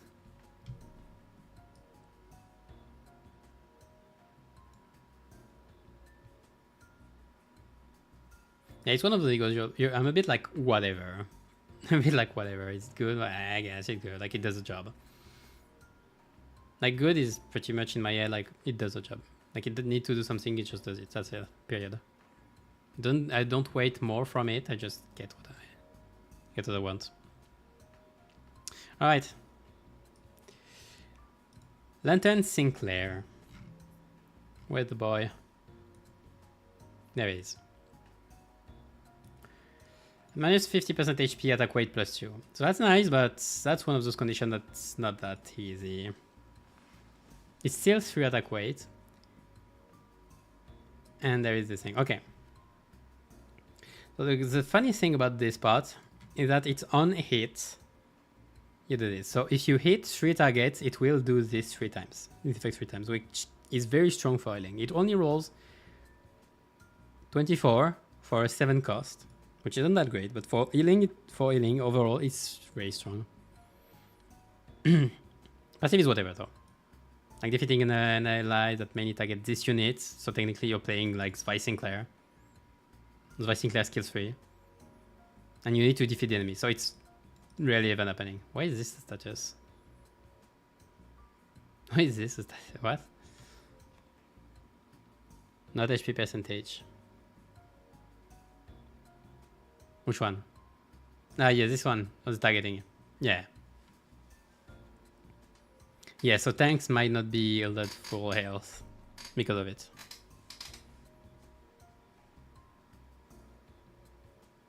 Also, the Guardian is just strong self-heal with inflicting defense level down and Rupture count.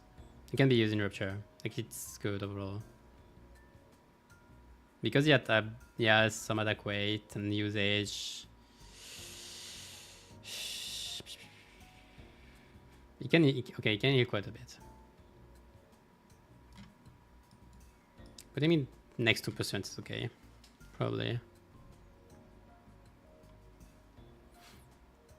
That came me so many times with Sinclair. Well, that's corrosion, you know, that's something else.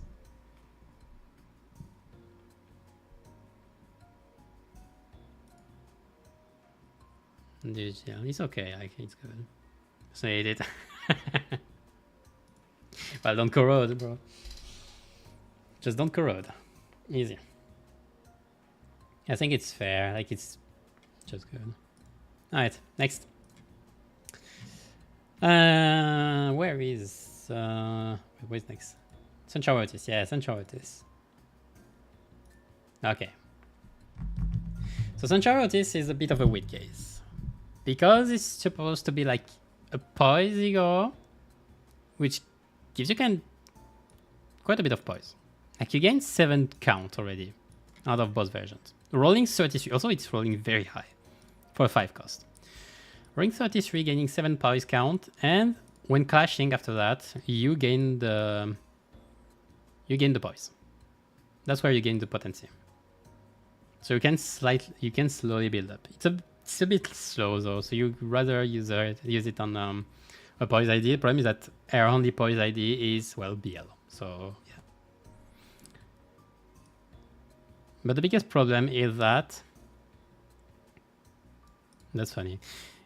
The biggest use of this ego is for syncing, because this thing inflicts syncing base. Bind also is nice. But you need to crit. You need to crit to inflict the syncing count. Even better with the corrosion, because it also inflicts the same thing as Rupture. So like, you can use it in syncing comps. The problem is that you actually need to crit. So it's something you're not really doing, unfortunately. So it's a bit of a weird case where the only way you really use it is for the eye clashing. With a nice bind added on 2 attack weight. Like, it's good. Does a job.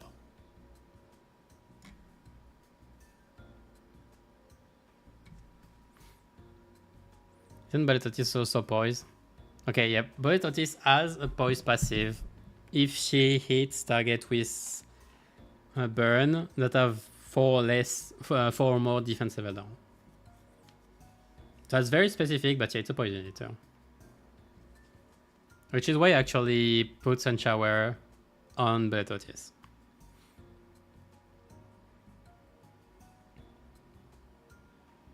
But Bullet Otis is a burn idea, so like this is supposed to be a sinking / rupture idea. Ego, I mean. The bind is very nice though, like this proc Fredda is open. Without looking it up, I've looked this one more than enough to know.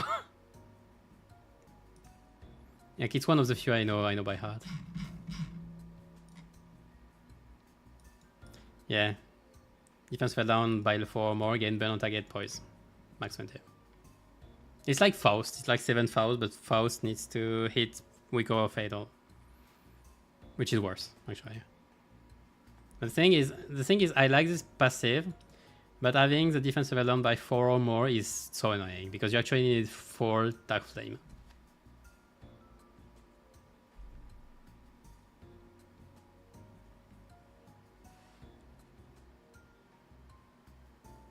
Don't consider in the MD. Yeah, because it's from passive, not from skills. I'm pretty sure it says on MD it says from skills, not from passive. So anyway, just good ego. Nice clashing, but that's about all you're gonna do with it. High potential, but just no idea to really realize it properly. In between those two anyway, I could put her above, like it wouldn't be that much of a deal. Okay, last one. Gregor ADD.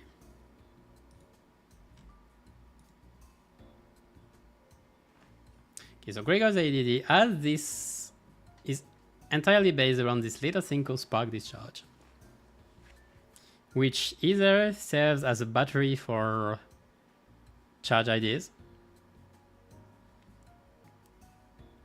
which is nice, or Rupture Infliction for Gloom.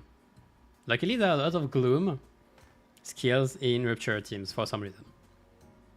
Like W Sang is, Faust has, I think is a kill 2. Gregor, Rosemary Gregor's S3. Like to maintain the Rupture count, it's just very strong. And just to give charge for some reason, because you want to give charge for some reason.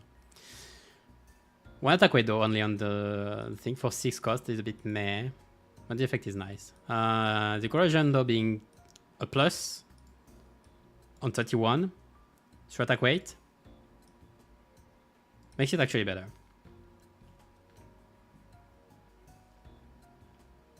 Also this, you can actually give charge to another, like it was a nice charge passive at the time, I remember. Although good, but only for like Rupture. Outside of Rupture and maybe some charge, like it's not that good. So I couldn't put him too high.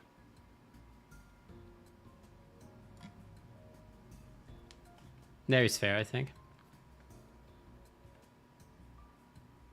Best of Rupture if you run Gregor, yeah. I don't take Gregor anymore, but I could. Respawner Gregor, especially. Like you don't get value out of G corp.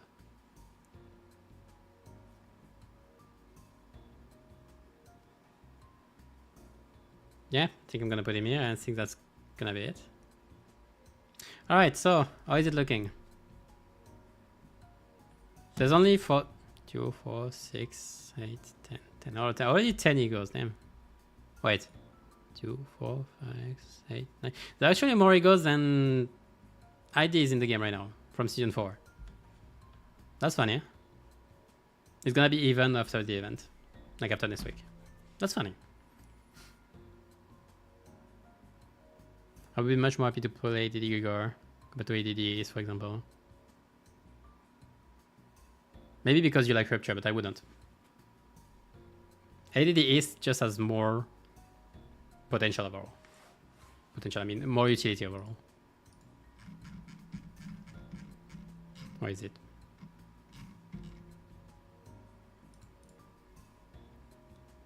I think it has higher roll, base on awakening, paralyze, boon fragility, attack 3, attack weight 3, and haste. Also this. Also passive.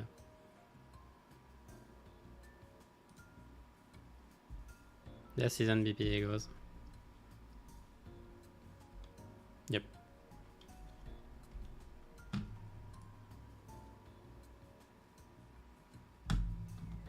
So yeah. Anyone something to say about this this list? I think it's okay. I was already happy last week with what it was looking like. Oh yeah, I did say I might come back to the shower though. But I think it's fine. I think it's okay. Because I use Ishmael more, I put it on top, but whatever. It's like whatever.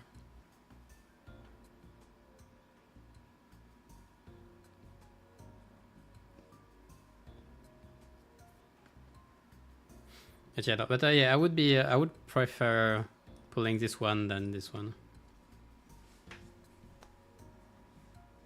Yeah, it doesn't matter that much. Most important part is more the rating than the ranking itself. Like that was supposed to be the goal. So yeah, so I'm satisfied with this.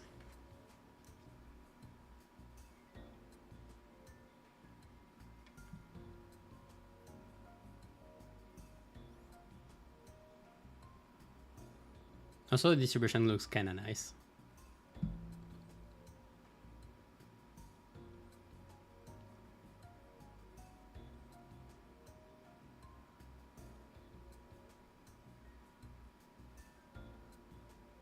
Yeah, right. For EGOs we good, for IDs we good. Distribution doesn't look as nice on this one. That's because there are lots more 2 stars, like the middle 2 stars is around there when the average 3 stars is around there. Chair SMR, yes. Sorry. But yeah, and the average 1 star is around there. But yeah, distribution looks nice on this one though. Yeah. Yeah, alright, so that's gonna be it. I'm gonna stop. I'm gonna stop for today. Next week on Monday, MD4H as usual. And I'll be streaming the event on Friday, next Friday, same hour. And otherwise, maybe no video next week.